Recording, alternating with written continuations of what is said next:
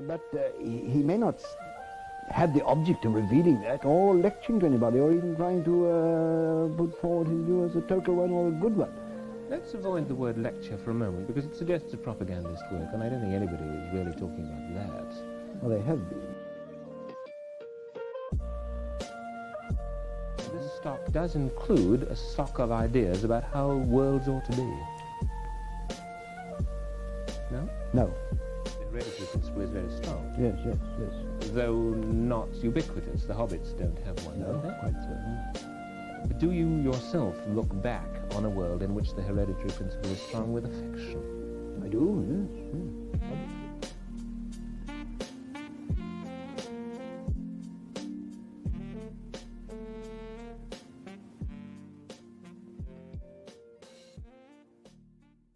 Hello, and a very good early morning to the internet. This is a stream we don't often do. It's a morning stream, one we haven't done in a while. I am joined by a man you've not seen in a long time, my brother.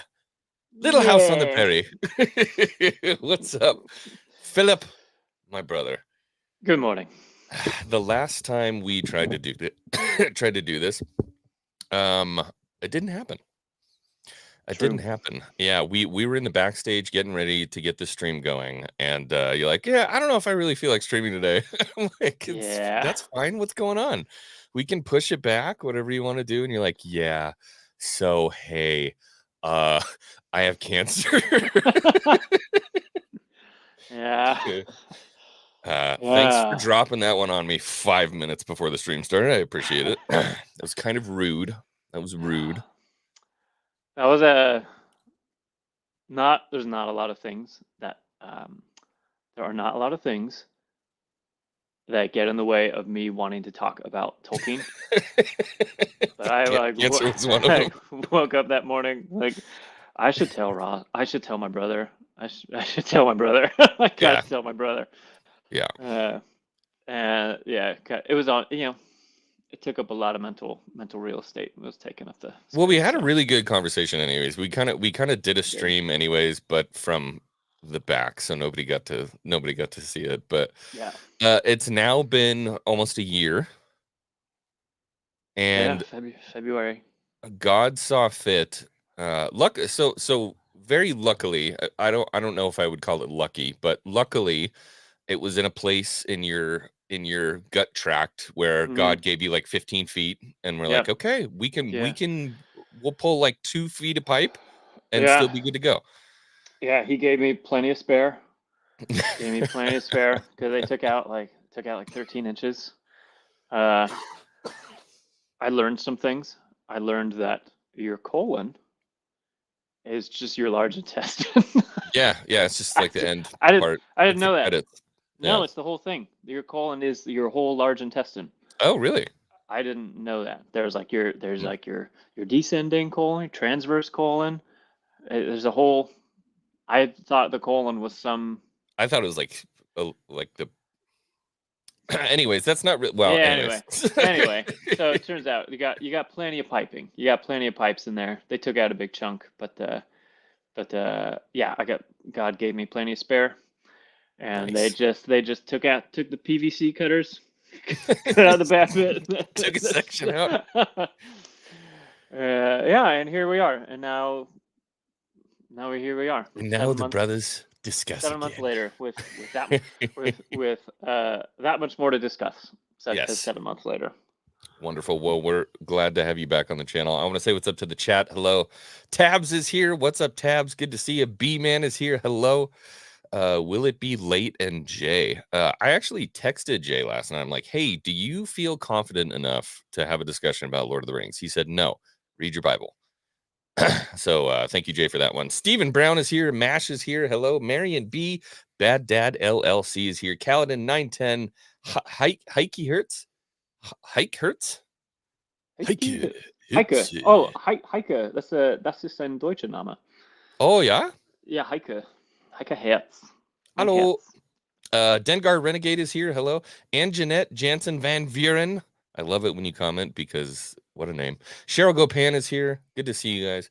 All right. So we're here today to talk about The Rings of Power Season 2. More importantly, really today, is about Tolkien and kind of his body of work, what the point was, what were the themes, what was the reason behind everything Tolkien did. Because in a world where everything is just ridiculously deconstructed, Mm. what's the word I'm looking for when you boil something? Yeah.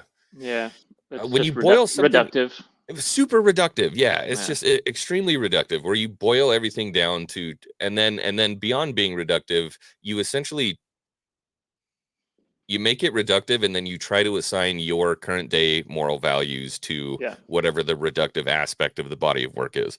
Yeah. Nowhere is that more true than with Tolkien right now. And I thought the funniest thing was, as I was going through and I was looking at that intro that a long time ago I made, was right in the beginning. They're interviewing Tolkien and they say, can we avoid the word propagandist? Because I don't think anybody's, saying that this is a propagandist work.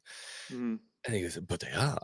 It's like, most certainly so. and I'm like, that's what they're doing now, because the big wave right now is to say that Tolkien's work was a far right-wing conservative work. That has been what it's been assigned as now. Mm. So Tolkien's work is a far right, conservative, right wing, MAGA piece of culture, and it's like you forgot white. white, yeah. Yeah. Which I mean, it was a replacement. It was not a replacement. It was a fantasy recreation of what he thought might have been a Well, history work. yeah, he was super bummed. He was super bummed. He's a history nerd, Yeah. and whatever history sort of creation story that there was for England, which is his beloved home country, got completely wiped out in 1066, during the Norman invasion, the Norman conquest. Yeah. Right. So any of those cool Anglo-Saxon creation stories, or how did the England that he knows, how did that come to be? I got wiped out. The Normans came, Proto-French came, and were like, "You're French now. Congratulations. Welcome to the party. Welcome to France. Bienvenue." And so that's what that was. It was he was a super history nerd and studied creation stories and myth stories and folk stories from like all over the world, all over primarily Europe, but he's like, man, everyone has these amazing creation stories, and I feel like we don't really have one. And so it was sort of his idea, his attempt at a history of England, like a prehistory of England, and then throw in some prehistory of Europe as well. It was not supposed to be this is a totally different world. It is supposed to be our world just before prehistory. Prehistory. Yeah, and so what's really cool about what Tolkien did, and any good nerd IP, essentially what happens is they make a really cool story, and then the world begins to build around it because someone takes it seriously, or they read it and they're like, well, how did it happen? What why did this happen? Yeah. And so we get the story of not only kind of creationism, but how this all came to be through these gods, these wizards, the Astari, like all these different things. And usually it's a really good idea with a nerd IP. If somebody wants to take something surface level and kind of recreate it and make it their own, that's fine. But Amazon's been playing with fire because they're like, that's awesome. Yeah, we should go back to Genesis in the Bible and write it for a modern audience. Yeah. That's essentially what they've done at this point, at least for the Genesis of Lord of the Rings, right? It's like the Genesis was written like 2,000 years ago, and very evidently so. Weird. That's the idea. That's what it feels like. Hey, shout out. What's up, Drunk 3PO? I wish you wrote a story about the Blue Wizards. Yeah. I know that's one of the things that people were hoping was full honesty. I haven't watched the show. I watch clips. I watch all of you guys. I watch all of the YouTube community. Like, Yeah, God bless you. talk about it. You're the boots on the ground. You're boots on the ground for me. You're doing the Lord's work. I appreciate it. I can't bring myself to do it. So I'm gonna try to not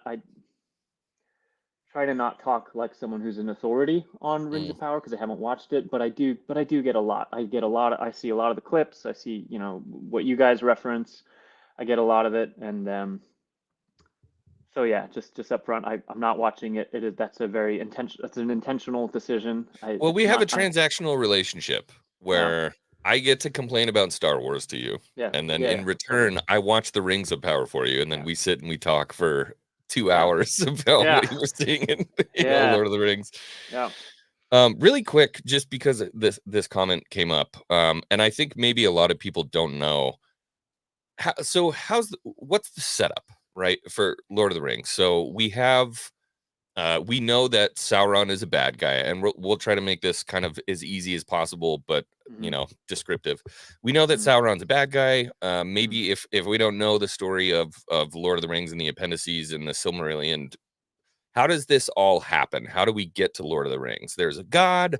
The god has all of his angels sing, and then this one guy doesn't like singing that way, so he sings differently. And then run me through that. Oh my gosh, dude! Run you through 3 ages of three. Yeah, give me quick 3 ages of the world real quick. Yeah. Holy cow. Okay. Tolkien loved creation stories. I also do. Creation stories are so friggin' cool. Cultures all over the world come up with the most amazing creation stories. And so his idea for Middle Earth was that there is one God. Beast. But and in his creation, he created this whole pantheon of sub-gods, demigods that can also create, but everything according to him. And so he creates this pantheon of gods that he calls the Valar, and through music they sing into creation. Speaking of creation, look what you sang into creation. It's your niece. Hi, booba girl. Hello. Can you say hi to Uncle Phil? Say hi. Hello, sweet child. Look at those concerned eyebrows. Look at those Elrond eyebrows. Those Hugo Weaving eyebrows. No, she has the current day Elrond haircut. She does, yeah. She has the poof. Yeah. Oh, okay. Continue. Apologies. Sings the world into creation through music and harmony. And one of the gods is the most, of course, it's the most powerful god, right? So wants to sing his own music that is discordant with the rest of them. He wants to do his own thing. And that's a reoccurring theme with Tolkien is song. Music and song. Everywhere. Yeah. The first chapter of the Silmarillion is called the music of the Ainur, and that's singing creation into being. And blah blah blah. Long story short, it's that's Melkor, the mightiest of all the gods, and he keeps trying to sing his own song that is out of harmony with the rest of them. Yeah. Out of tune. Flat. You're flat. and God gives him the sort of the backhand is like, hey, you can do that, but just know that there's no song that you can sing that's not part of my plan, that I can't weave back into the texture of my music, which pisses Melkor off like immensely. Yeah. So blah blah blah. Long story short, he runs to Middle Earth. Says, okay, well, I'm going to be the god. I'm going to be my own god. I'm going to be the god of my own creation. I'll show him.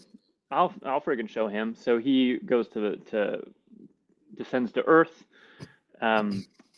this is a lot. So while God is waking up the firstborn elves, so we know them as elves. Elves are the firstborn in Tolkien's world.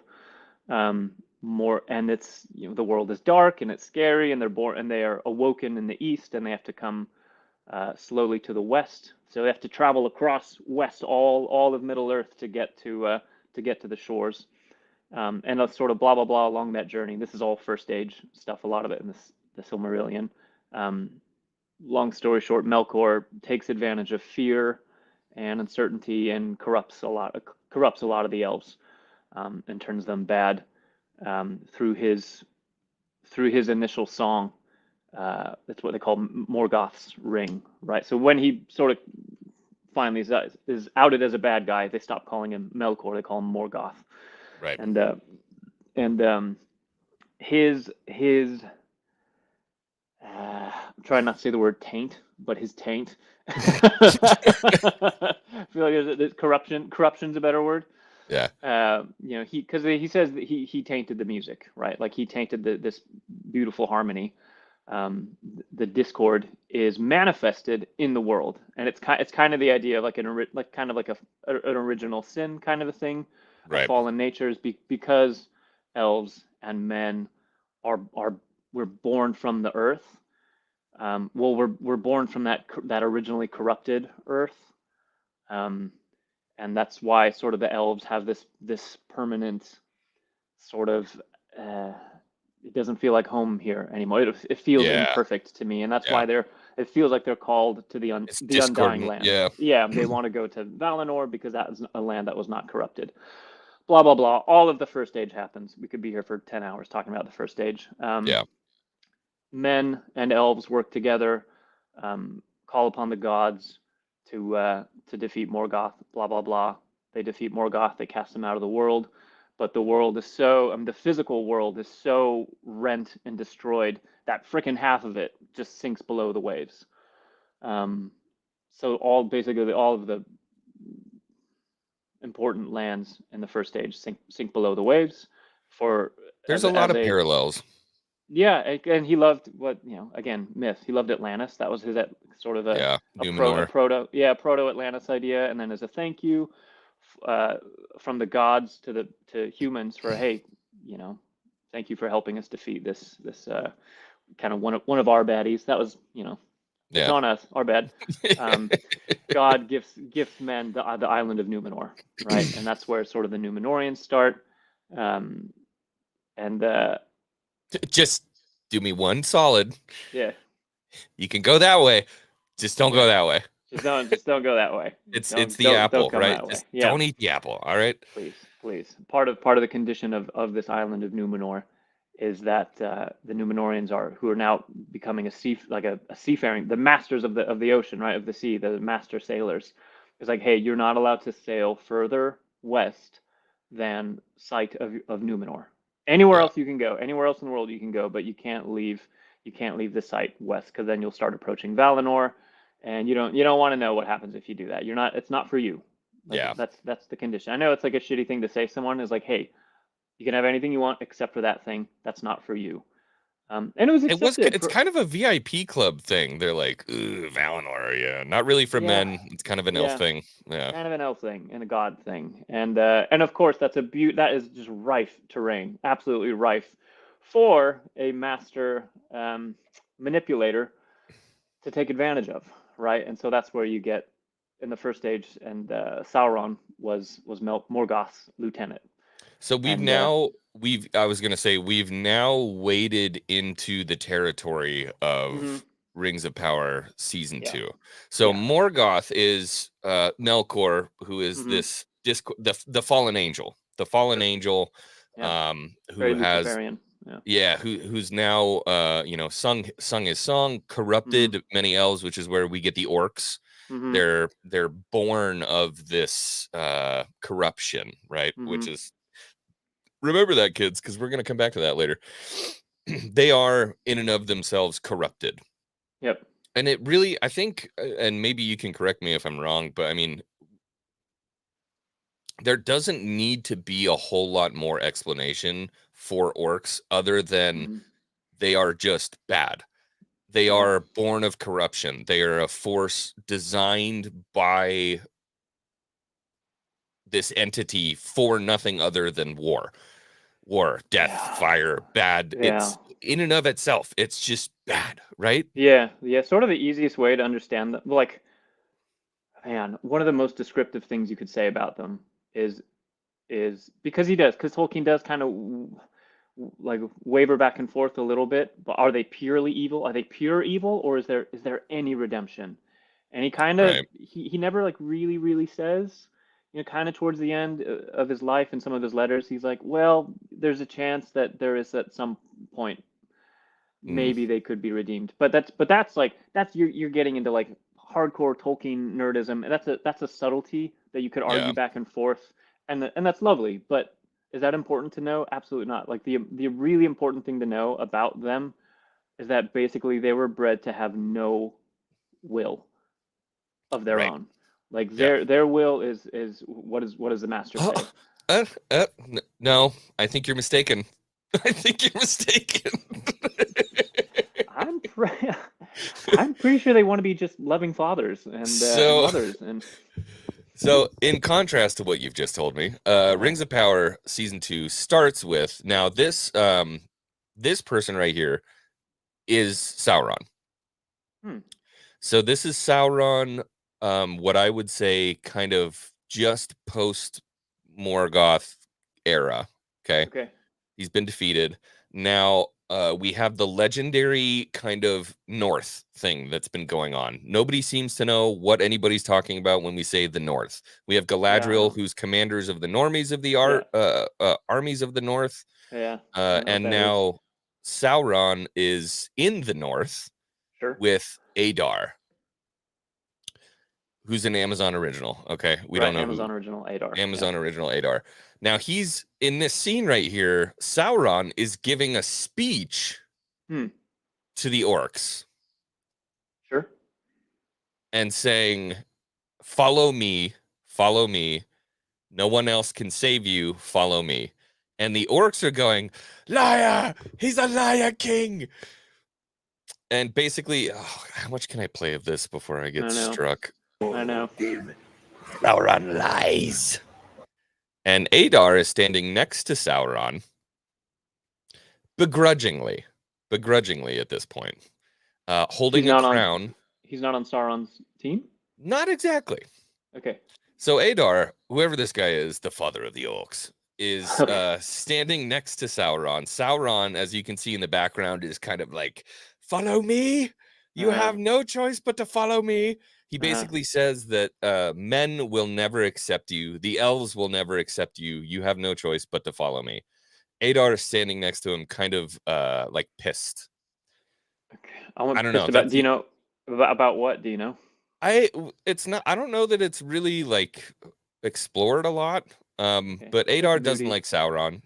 Just feeling moody today. I'm just super bitchy today. I don't know what it is. So the orcs are like, "You're a pretender. We don't really want you, Sauron." But Adar says, "Hey, he's gonna be the king of the orcs." Okay. So Sure. So they have this little kind of coronation ceremony where they have a spiked crown, and Sauron is, accepted as the such a good. I need this for a thumbnail. That is a killer thumbnail, dude. Sauron dies. So they have this little ceremony, and Adar goes to put the crown on Sauron and flips the crown upside down and just stabs Sauron in the back. Okay. Now the orcs are like, "Oh yeah, me like some of that," and they come in and just start prison shanking Sauron. Like, there's like 10,000 of them coming. Hold on, let me see if I can find the scene. I was watching this and I'm like, oh, he needs to see this. So Sauron's on the ground and the orcs are just going to town.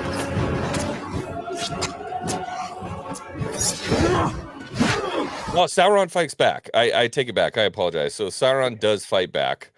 We do get a scene where he yeets a couple of the orcs. 2 or 3 orcs. Sure.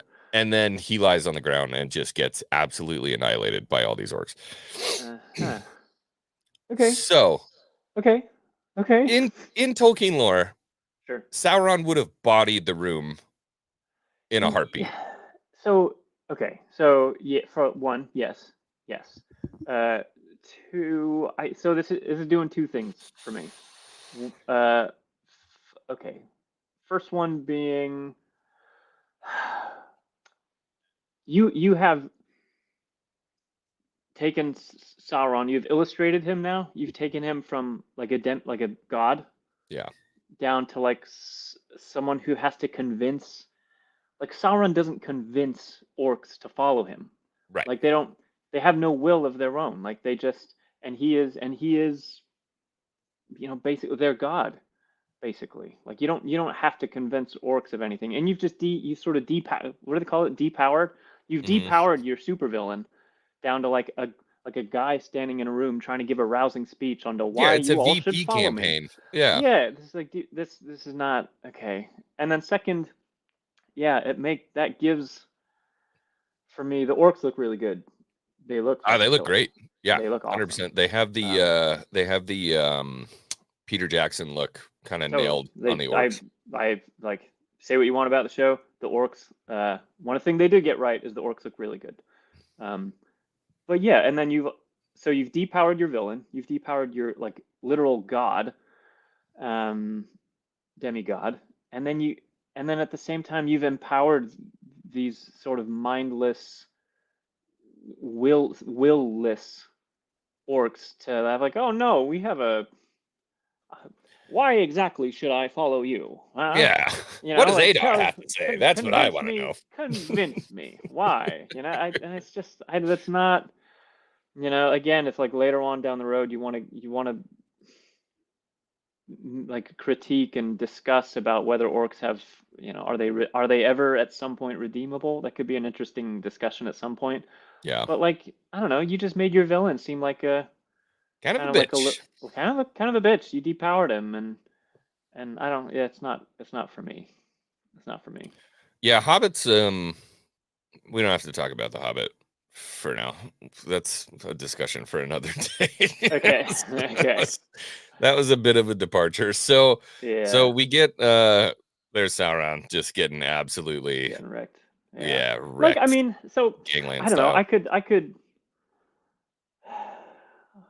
could defend. I could devil's advocate. So I like one of the things I really liked about sort of Two Towers, Return of the King, both book and films, was that they depict orcs kind of like, well, we have our leader and we have our orders, right? Mhm. And then this other group says, okay, well, we have our leader and we have our orders. Oh, you're talking about between like the Uruk-hai and the orcs? Yep. Yeah. You have, Uruk-hai coming from Saruman. You have the orcs coming from the Misty Mountains. You have orcs from Mordor, and they all have their command, and they all have their orders, and they all, and they all have like, we want to be able. The Uruk-hai at some point say, it's going to be the like, hey, we risked our necks.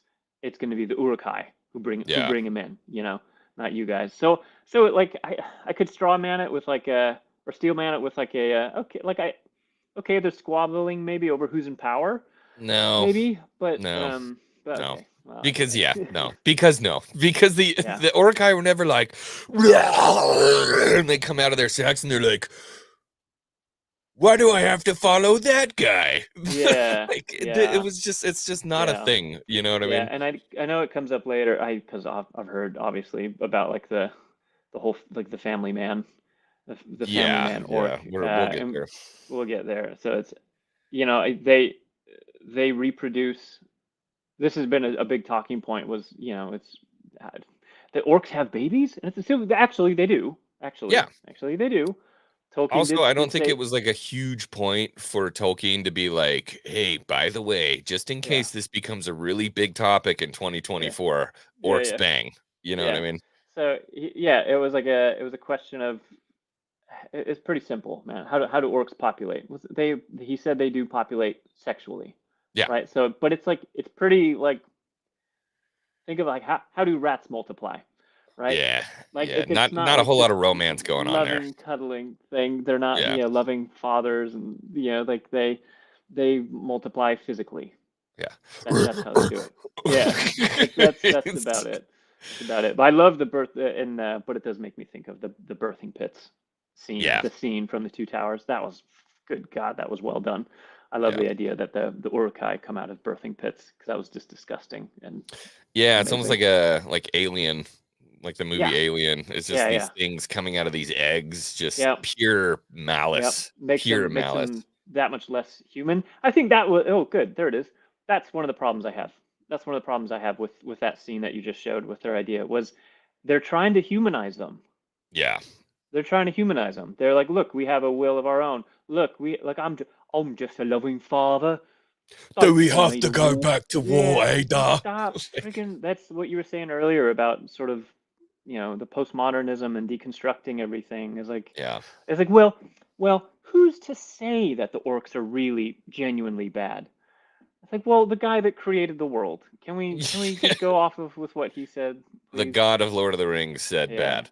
Yeah, and we do that with everything, though. Everything, that whether it's Disney or Star Wars, it's we everything is morally gray now, right? It's like, well, who's to say that they're really, maybe the good guys are the bad guys. Well, and it's been popping up in the comment section pretty regularly. They're trying to make us sympathize with Sauron. Yeah, That's one of the big things. And J-Rex yeah, says it here. We weren't meant to sympathize with murderous, can't say that word on YouTube, monsters. yeah, You're not supposed to sympathize with them. That's the point. yeah. There's so much of what Tolkien does in his writing, and if I overstep my bounds, let me know, is that a lot of the characters, a lot of the groups, a lot of the things he puts in his stories are meant to be like a value. They're Mhm. meant to be a how do you say that? He makes the orcs. The orcs aren't supposed to be like a person from a country. Right. Orcs are supposed to represent Yeah, corruption, yeah, malice. yeah, yeah. He has a It's beautiful word for it. He talks about that in the prologue to the Lord of the Rings. He calls it mm, applicability. yeah, Right? So he says, right, this is, right, famously, like, this story, he's like, please, God, I know I was in World War One. I know I lived through World War Two. This story is not an allegory for either of those wars. yeah, He's like, right? So he says I made this story in the way it is so the reader could use applicability. So you can continue.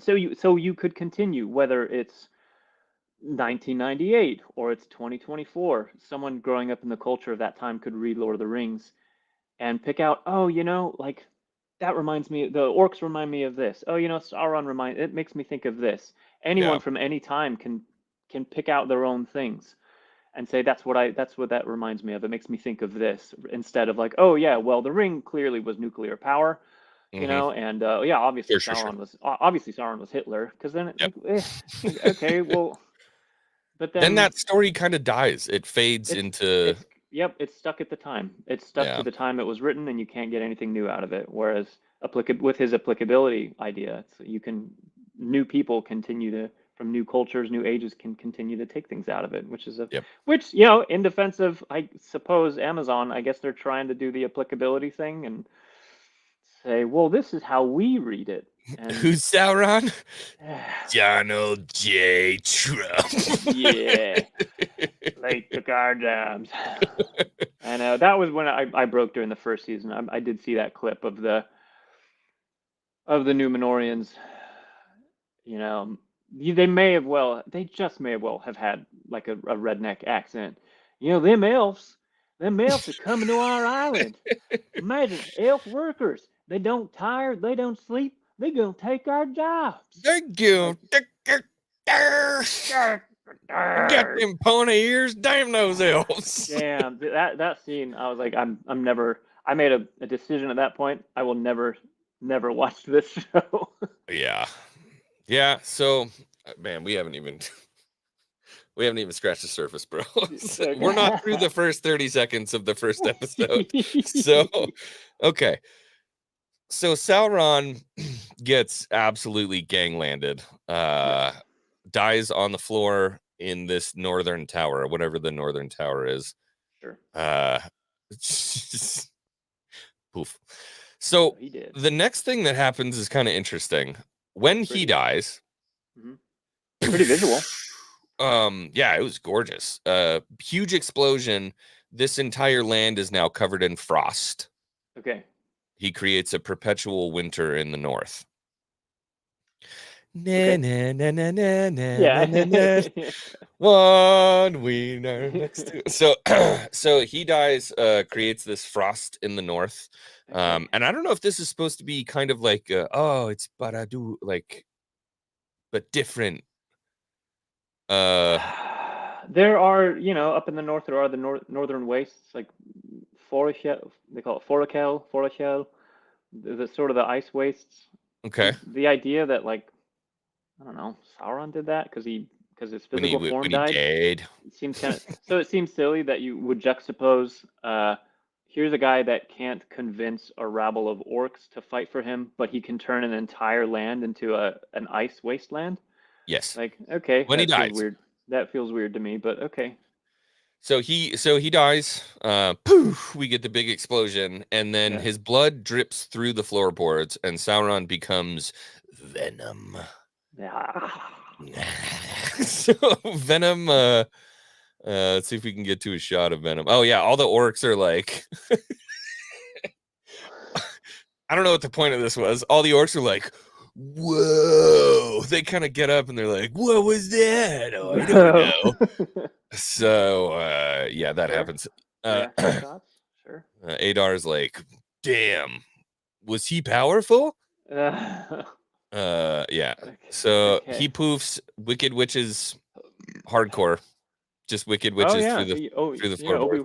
Obi-Wan himself. Yeah, Obi-Wan's. And then everybody just kind of leaves and they're like, whatever. The blood drips down through the floorboards, and then we get let me see if I can get a picture of, there he is. There's Venom Sauron.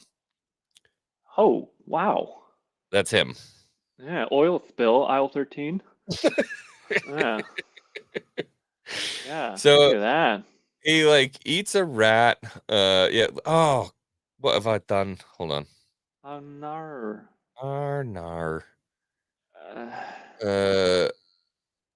Here we go. This is. I want to play this. I hope I don't get struck. So the spaghetti pile just like flops out of a cave in the mountain and like sloughs down. See if I can hold on. If the stream goes black, give me 2 seconds. We'll be right back.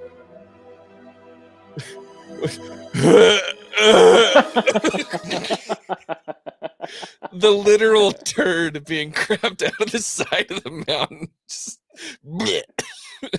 It just pushed that thing right out, didn't it? I need to make an edit of that where when he comes out, it's just. Yeah, you gotta make this. You gotta make a sound beforehand, like a. Yeah.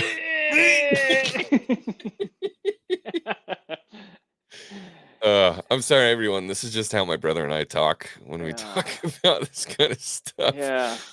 So he like. It looked like that took effort. You know, like he's just like, 100%. oh man, I really let myself go. So this the spaghetti monster climbs his way now through the Iceland wastes he created. Oh, okay. There he is, kind of looking like a little shaggy rug there on the ground. Wow. That's Sauron. They did it. They sure did it. So okay. Interesting choice. Yeah. I guess okay. So the environmental shots are like gorgeous. Those are beautiful. Those freaking super duper pretty. Mm-hmm. I think for me, I would hazard a guess, probably also for Tolkien and probably a lot of the Tolkien fans. When I think of like Sauron sort of dying, like being his physical form being destroyed, I tend to think of him more as like a spiritual being. I was thinking like a Death Eater when they turn into the black smoke, or like a. wraith of sorts. Yeah, something way more wraithy. That's very physical. For saying that his like, oh, his physical form is destroyed and he has to take a new physical form. Like that's still really, that's very physical. Extremely physical. Yeah, he's black spaghetti. He's squidding pasta right now. Yeah, I think I always read like a lot more of like a spiritual thing. Oh God, what was that movie? Did you see this movie? I think it was called, in German, it was called Demon. I'll have to look it up again. Basically, was it Lucifer? Was it the devil? Was it Lucifer? It's basically this guy. Who was in that movie? Damn. Are you talking about the prisoner and he gets taken over by the demon? I think it's the devil. I think it's Lucifer. But he's able to switch bodies. Oh, okay. Oh shit, dude! It is a very suspenseful film. I think it's called Demon. At least that's the German name. I'll look it up in English. But it's he is able to pass through touch, basically. Right. Like if he's inhabiting the body of a person, they're alive still. But if this physical form is of not what he needs, or if it's no longer use, as long as there's a quick, like a touch or something like that, he now inhabits this. He now inhabits this, and when he's not that, he's this sort of incorporeal, spiritual, like a terror, because you can't see him, you can't feel him. They kind of do that in The Hobbit, don't they? When Radagast is poofing around, isn't there a scene where Radagast finds, they call him there's a necromancer. Isn't it the non-corporeal form of Sauron?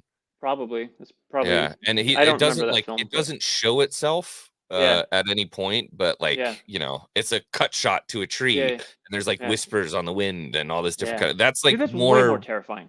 Yeah, 100%. So that's, for me, that's what I thought of incorporeal, in between bodies Sauron, and that feels way scarier. Like you could have shown, you do cut scenes of people like in a town or something like that, and suddenly like this sweet person is just fucking vicious and awful, and people are like, dude, what the hell? And then he like touches someone else, and they're back to normal, and then that person is off doing something crazy while he slowly migrates to wherever he's going. This black spaghetti monster, for someone that is supposed to have their physical form destroyed, and I don't know, it feels too there's no, maybe that's a running theme, is it feels like there's not a lot of spiritual aspect to it. It feels it gets better still. Oh sure. So Sauron gets run over by a wagon. Oh, it can happen. So Sauron gets run over by a wagon, and then is able to take over the body of the person riding the wagon, and Halbrand pops out of the back. Oh, okay. It's very it's kind of what you were saying, kind of. But but very still physical, I guess. It reminds me of Hexus. Do you remember him? No. The bad guy from Fern Gully. Oh, Hexus! Yes. Remember Hexus? Yeah, he came out of the pipes. Yeah. It's very Hexus. This felt like that. Yeah. Sorry, Rings of Power. It's been done already. Fern Gully did it. Yeah, Fern Gully did it. Sorry. Simpsons did it. Zombie Box Review has been a member here at the channel for 20 months. Wow. Oh gosh, congratulations. Thank you for being here, brother. I appreciate you. And hail to Casey Cheeto, Zombie Box Reviews. Wiley Dave is here. What's up, Wiley Dave? You have a centerpiece now again. A different one this time.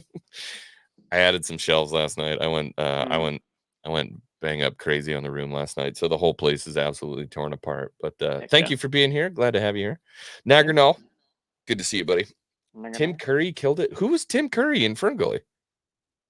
Hexus. He was Hexus? Yeah. Ah, okay. He's so good. Yeah, the dude's voice is just So we get a bit of an explanation, I would say, at this point for season 1, how Sauron runs into Galadriel. Essentially, what happens is, while Sauron's kind of up in the wastes, he comes across a group of strangers. The volcano, Mount Doom explodes, Sure. right? The volcano explodes.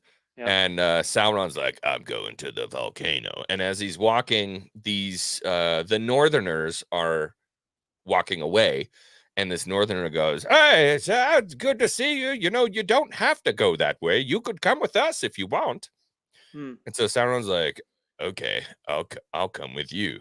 Let's see if we can Do get what you the, want to do. Sure. Yeah. Oh, this is, I have to explain this part. So they kind of have a conversation about like, who's your king? Where are you from? Who's your king? And Okay. like, what is this crest that you have? And they're like, we don't have a king. And so he follows them, goes on the ship. For whatever reason, these guys are on a ship, going somewhere. I don't know where. Mm-hmm. Sure. That's The seems to be Kraken, a common theme in this show. Yeah, the Kraken comes and destroys the ship. Ah. The Kraken comes. Let's see if we can get a picture of the Kraken here. Let no joyful voice be heard.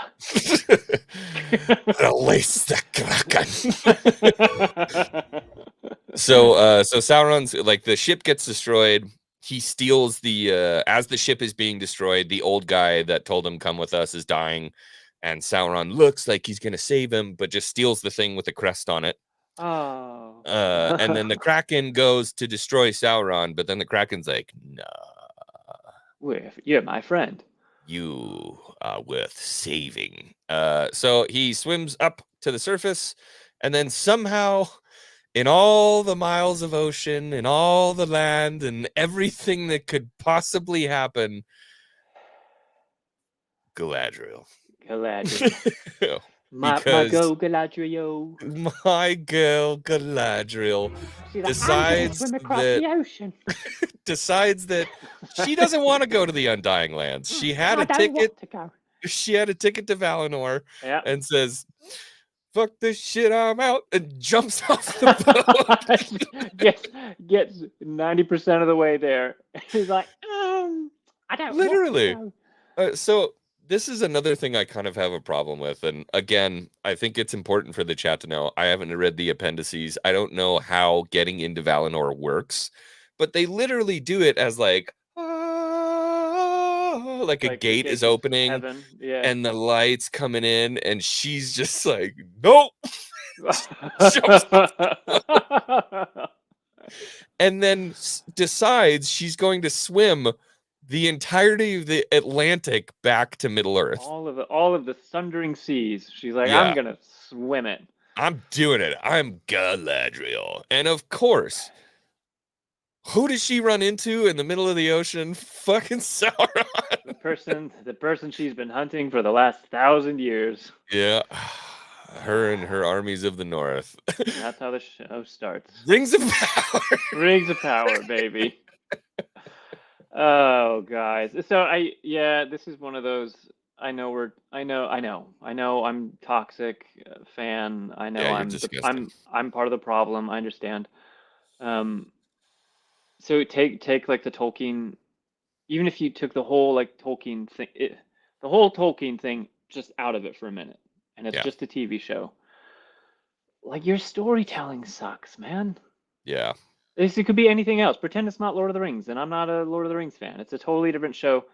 Like, your storytelling sucks. Your story structure sucks. Your character arcs, if they exist, they suck. It's not a good story, man.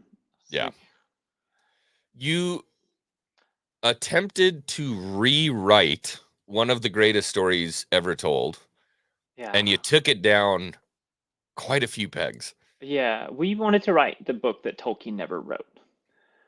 They know what they're supposed to say, like they do the lip service, service real well. They say, anytime we had a question, back to the book, back to the book, back to the book.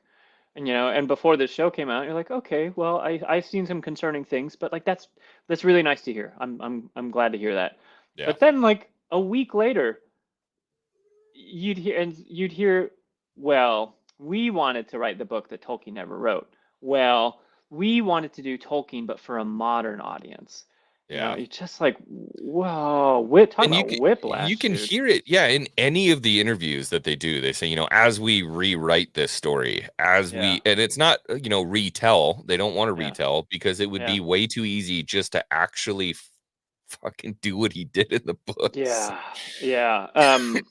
You know what I watched again? I saw again the other day was I think it was from. Do you remember? Did you watch? You watched it. Did you watch 7 Days to Air? I think it was called 7 Days to Air. Yeah, the It's South Park one. the little South Park. No, yeah, the South Park documentary about how they make their show.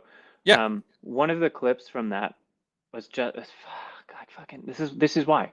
This is why. This is why South Park had a show on TV for 25 years, and now yeah, they're not doing the show anymore, but they're doing specials, but they're still putting stuff out. They had a regular show on television for 25 years.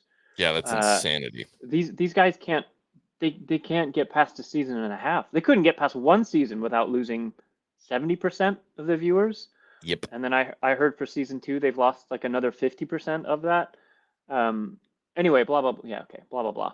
There's this part where Matt and Trey are they were like talking to an audience. It looked like maybe like a college class or something like that. And they said basically like if you want to write a shit story, like you put "and then" in your script. So this happens, and then then this happens, and yeah, then this happens, and then this happens. He's like, that is a way to write a story that no one will have any connection to. Instead of that, you do words like therefore, like therefore this happens, or because of that, and then because of that, this is what happens. yeah, Or due to that, it's just setting up consequences. It's build up and pay off, build up, pay off, build up, pay off. yep. That's how you make a compelling story. And the fact that like these two dudes making a Taking TV acid and yeah, getting in dresses yeah, and going to award shows. doing like a cartoon show, about like lewd, third and fourth graders, Yeah. seem to have like a way better understanding of story structure and character arcs than a billion-dollar TV show. It's like it doesn't look good, man. Yeah. It doesn't look good. And then on top And of that, you put in all of the dressings of modernity, yeah, and then all of them. including frickin' Karen Elrond haircut. Yeah, like yeah. These You're are supposed taking to us be out of it. they're supposed to be otherworldly beings. Ethereal. Ethereal otherworldly beings that humans are eventually like you're wildly jealous of them. Yeah. That's what Sauron basically leverages is the jealousy, and they look like he looks like a Karen that just walked out of a fabric store, like out of a Michaels or something. Like there's nothing ethereal or yeah. And this Yeah, is the problem I with don't get it. presentation. So I Yeah. remember, kind of the first time you see Elrond. Well, I mean, the first time you see Elrond, he's armored up and he's in the middle of a war, right? Okay. In Lord of the Rings, in PJ's Lord of the Oh, Rings.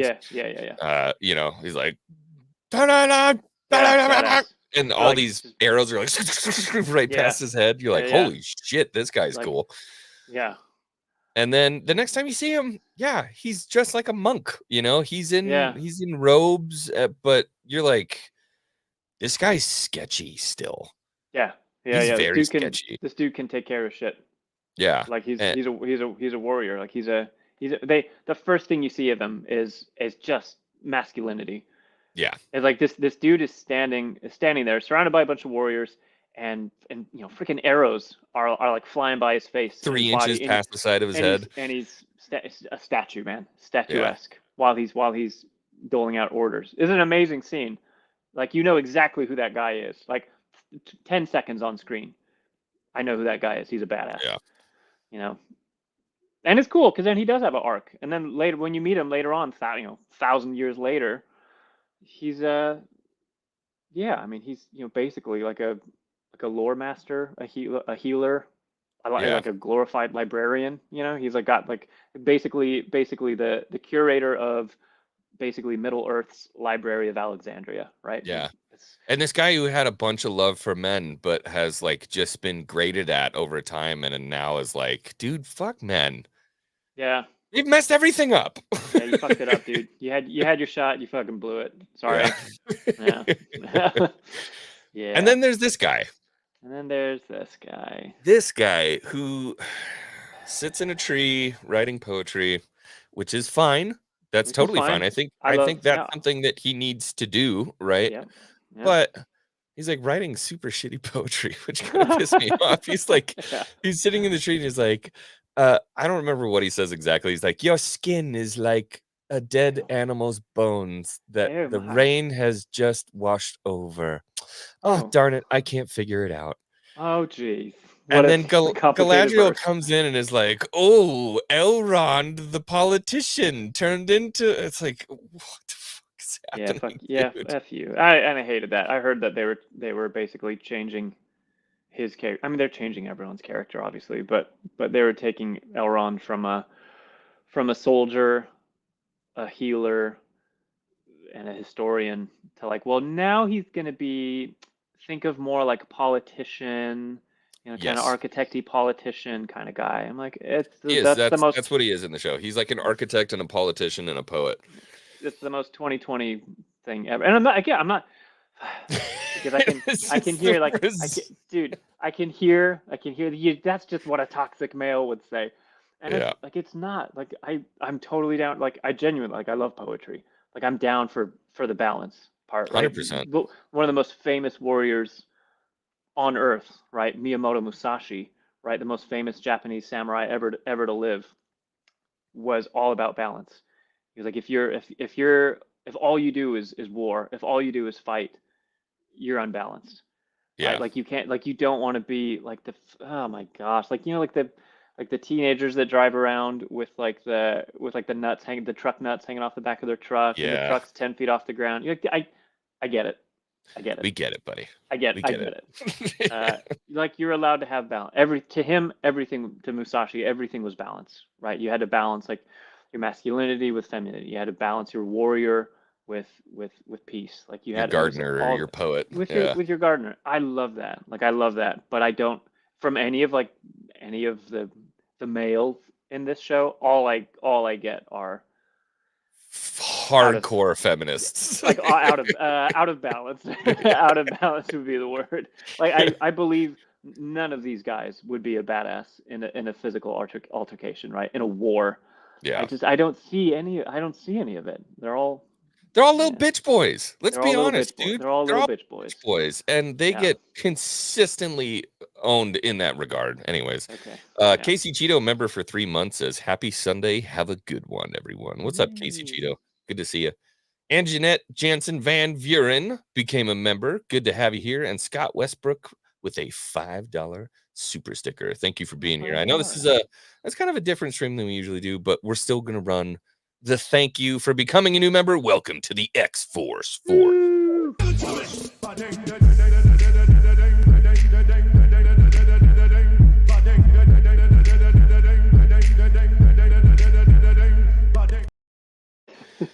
It's a nice little refresher there. Yeah, the little did Peter Jackson know, in Lord of the Rings, he was going to put one of the most important lines ever for the continuation of Tolkien storytelling. The age of men is over. The age of men on that one. So what's that? Do they crip on that one? They get that line. No, just this entire show has been about ending the age of men. Trust me, it's over. It's over. There's that meme. There's that amazing meme of Gothmog is the terrible face lieutenant from Return of the and King. He's got the purple wig. He's got the pink wig, and he's like, the age of men is over. So the plot with Sauron thickens at this point. He's now Halbrand. Halbrand goes directly to Adar. Okay. As Halbrand. Well, he gets captured as Halbrand and says to Adar, Sauron's not dead. Oh. and essentially, he essentially tells him, Sauron's not dead. I have information about him. And Adar going full-blown retard, is like, okay, if you let him go, then you have to come back and tell me about Sauron. And Halbrand's like, okay, let me go. I will go to the elves. I'll find out about Sauron, and then I'll come back. So this is that, and then this happens that you're talking about, like the and then. Yep. And then Adar turns around and is like, he seems like a really sweet guy. That Let him seems like go. a good Let's boy. let him go. I don't see how I don't this have could go anything to wrong. lose. Yeah. Seemed like a sweet kid. So they let Sauron go. Sauron gets let go. Oh my God, we haven't even talked about these guys. Oh jeez. We haven't even talked about the Easterlings and Gandalf and. Yeah. Okay, so Sauron gets let go. He's gonna go back to the elves, find out some stuff, and then tell Adar about Sauron, even though he's Sauron. So you know that like makes me almost. It reminds me of It reminds me of someone who did it way better.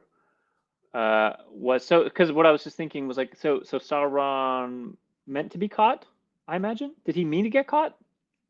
Could you tell from watching the show? Did he mean to get caught, or did he actually get caught? So to be perfectly honest, it's actually a bit muddy for me, because I remember he was with Galadriel, and then they technically should both be with Adar, but no. Okay, so it reminds me of someone who did it way better. It makes me think of The Dark Knight when Joker finally gets caught. Yeah. And you're like, fuck, this dude has been like raising your blood pressure for like an hour and a half. Yeah. And effing finally, Batman like swerves his, but decides not to kill him, swerves his bike. Oh, that was so good. Joker standing in the middle of the road and he's like, hit me, I want you to hit me. I want you to do it. I want you to do it. He's so good. So good. And then he's, blah, blah, blah. Batman's in the road, Joker's standing over him like, yeah. And then all the cops pop out and Gordon does the thing. He's like, hey, we got him. Yeah. We friggin' got him. And you're in the seat, you're like, holy shit, they friggin' got him, dude. That was wild. And it was like, no, that was 100% part of the plan the entire time. That was 100%. And you are slowly it slowly unravels how fucking far ahead the Joker was. Yeah. And you as the audience were like, we're not with him. You're like with Gordon and Batman. You're like, oh shit, this dude is like, he's not a step or two ahead of us. This dude is 10 steps ahead of us. That's kind of how I saw Sauron as a manipulator, was being 10 steps ahead of manipulation. And I'm not, and maybe he is in their defense. Maybe we don't know yet how far ahead he is. We haven't finished the season. But it's not looking like it so far, and I don't like it. It just reminds me of people who did it better. So the reason why I know that's not the case is because when we started this season, it was all trying to explain season 1. They're trying to do this rapid, like, hey, this is why this happened, and they try to do it really rapidly, and it's super shitty, and it's just like, it doesn't make sense. So rushed, yeah, and I know that's about it. Yeah, that's not what's going on. And beyond that, we'll get to the Celebrimbor reveal scene here pretty soon. And that was just a man, right? Then the Joker was just a man. Yeah. And that's how well he deceived those people. Like, what would a demigod, a freaking god, how would he be able to deceive humans? That was like what I was hoping for. Not well. Yeah. Not well. Yeah. Anyway. So this is another question for me, because I'm trying to figure out what's going on. And I think I finally, I've been mulling it around in my brain as to what the hell is going on here. I feel like we should kind of skip 2 and 3 and go to 4. But so Gandalf is with the Harfoots. They go to Rune, which is in the east, right? This is the land of the Easterlings. Okay. Yeah. So they're walking around. Gandalf keeps having visions of a branch, a staff, something underneath the stars. He's guiding these stars to this object that he has to find. The Harfoots keep going like, what are you doing? You're having the dream again? What are you dreaming about? And he goes, oh, it doesn't matter. Let's just keep walking. So they go to Rune. So he talks now? Yeah, 100%. Yeah, he totally speaks. Yeah. And believe it or not, this is like, me playing, not even devil's advocate. I'm just giving praise. The guy who's playing Gandalf would Yeah. be an incredible young Yeah. Gandalf. Yeah. But this fucking script, dude, is Yeah, just brutal. so bad. Brutal. The poor guy. So they're walking around in circles, and they do have these scenes where, like, man, this would have been so cool if this was in a good show, where like Gandalf is just starting to like use his power. Oh damn. Could have been cool. so freaking cool, man. Could've You been know what I cool. mean? It looks Could've been cool. gorgeous, but they're in Rune. They're walking around in circles. They're trying to find his stick. They can't find his stick. So eventually, there are these marauders in the copper mask that you saw that are clearly hunting Gandalf and the halflings. They report back to, let's see if I can find it here. They're talking. Oh, this is where they let Sauron go. Because why not? Why not? I'm gonna see if I can find it. There's essentially a large palace in Rune, a kind Sure. of desert castle, if you will. Sure. I forgot to hold on. We can't skip this. So as they're walking around in Rune,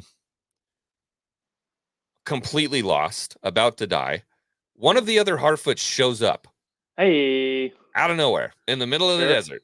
Yeah. Whatever her name is, Poppy or whatever the name of the other freaking Hey, I Harfoot, found you guys. just shows up in the middle of Rune with a map that says, "Oh, we've walked through here before.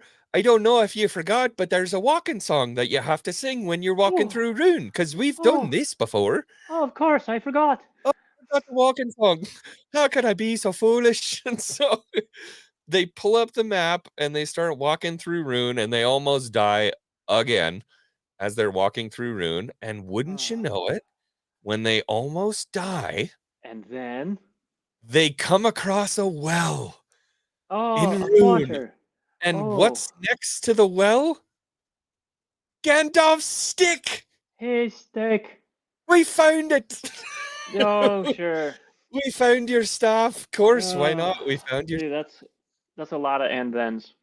So he That's a here, lot let of me get this and-thens. pulled up. I had to make sure. Oh, I have to listen through this ad. Hold on. So they find the stick. Gandalf picks it up.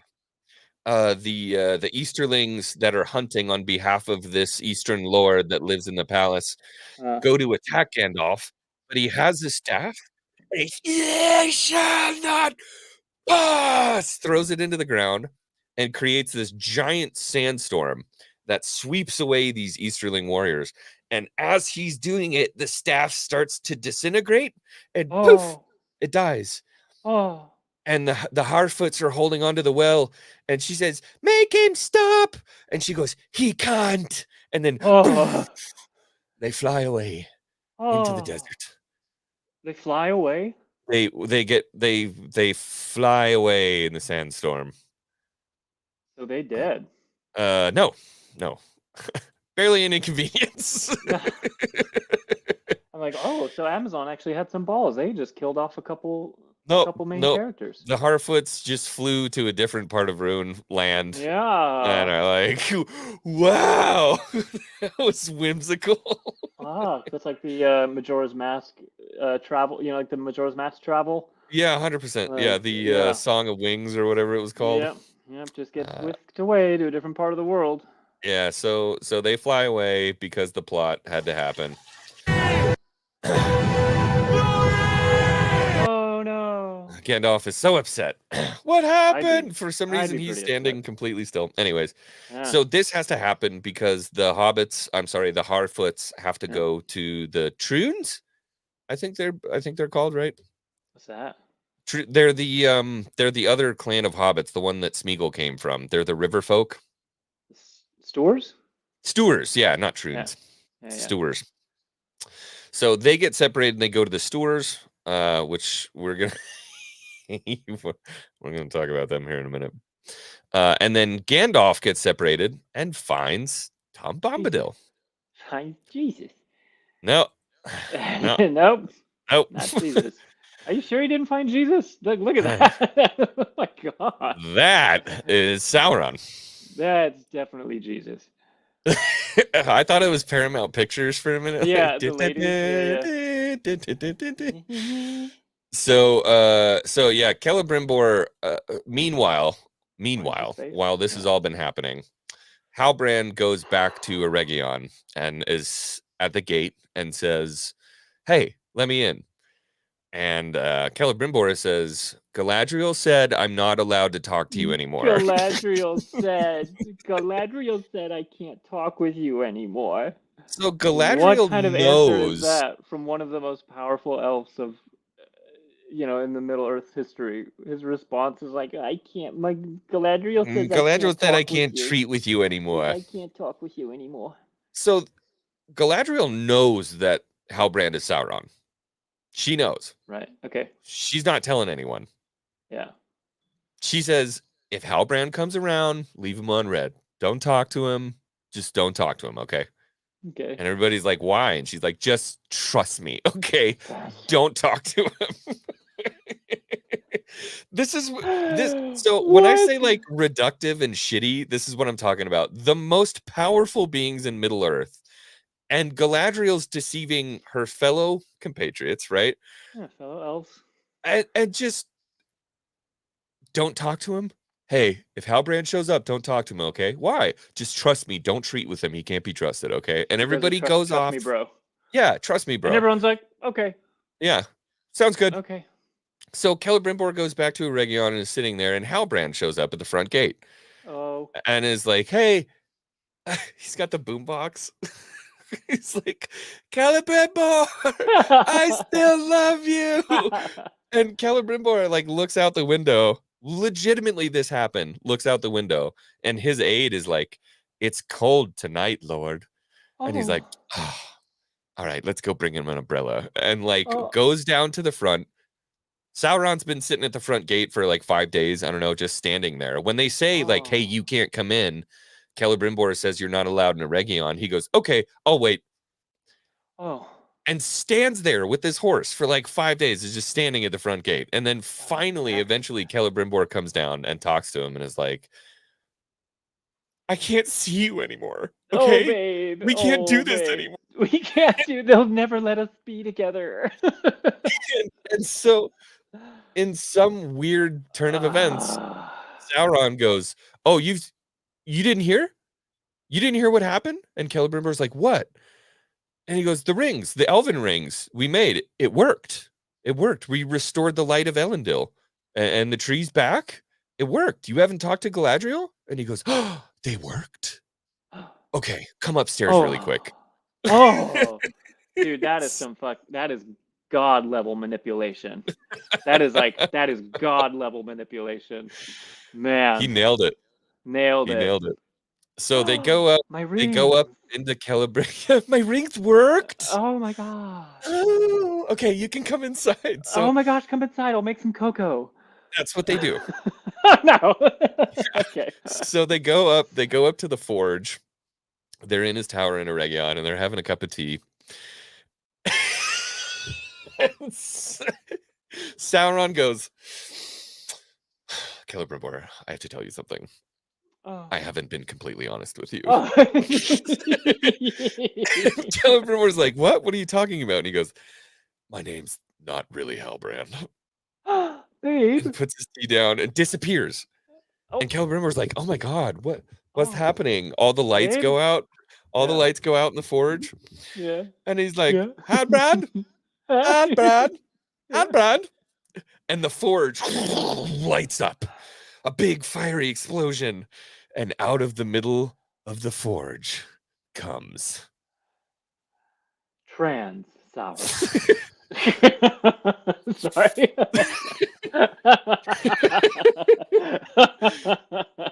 Sorry. Anatar. Literally, like full-blown Jesus moment.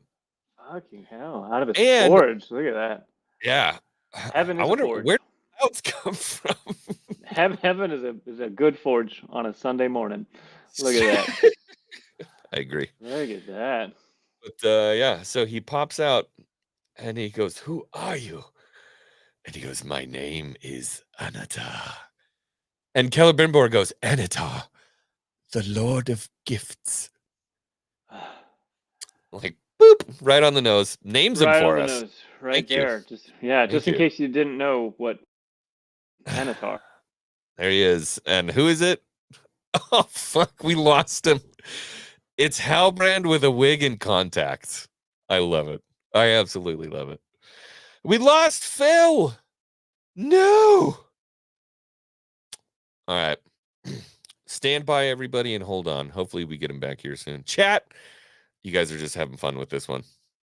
She can't be bothered to say that mother effer is Sauron. Stay away from him. Yeah, I can't imagine why in their universe why it makes sense for them to have Galadriel withhold this information from everyone. And what they're playing at essentially is that Galadriel is in love with Halbrand. She's got a crush. You lost your brother. I know. We're gonna here, hold on, I'll give him a call. Maybe his phone died. Let's call him and see what he says. If it goes straight to voicemail. No, we're calling. Did you die? Do you need me to send you the link back? Yeah. Yeah, just click on it.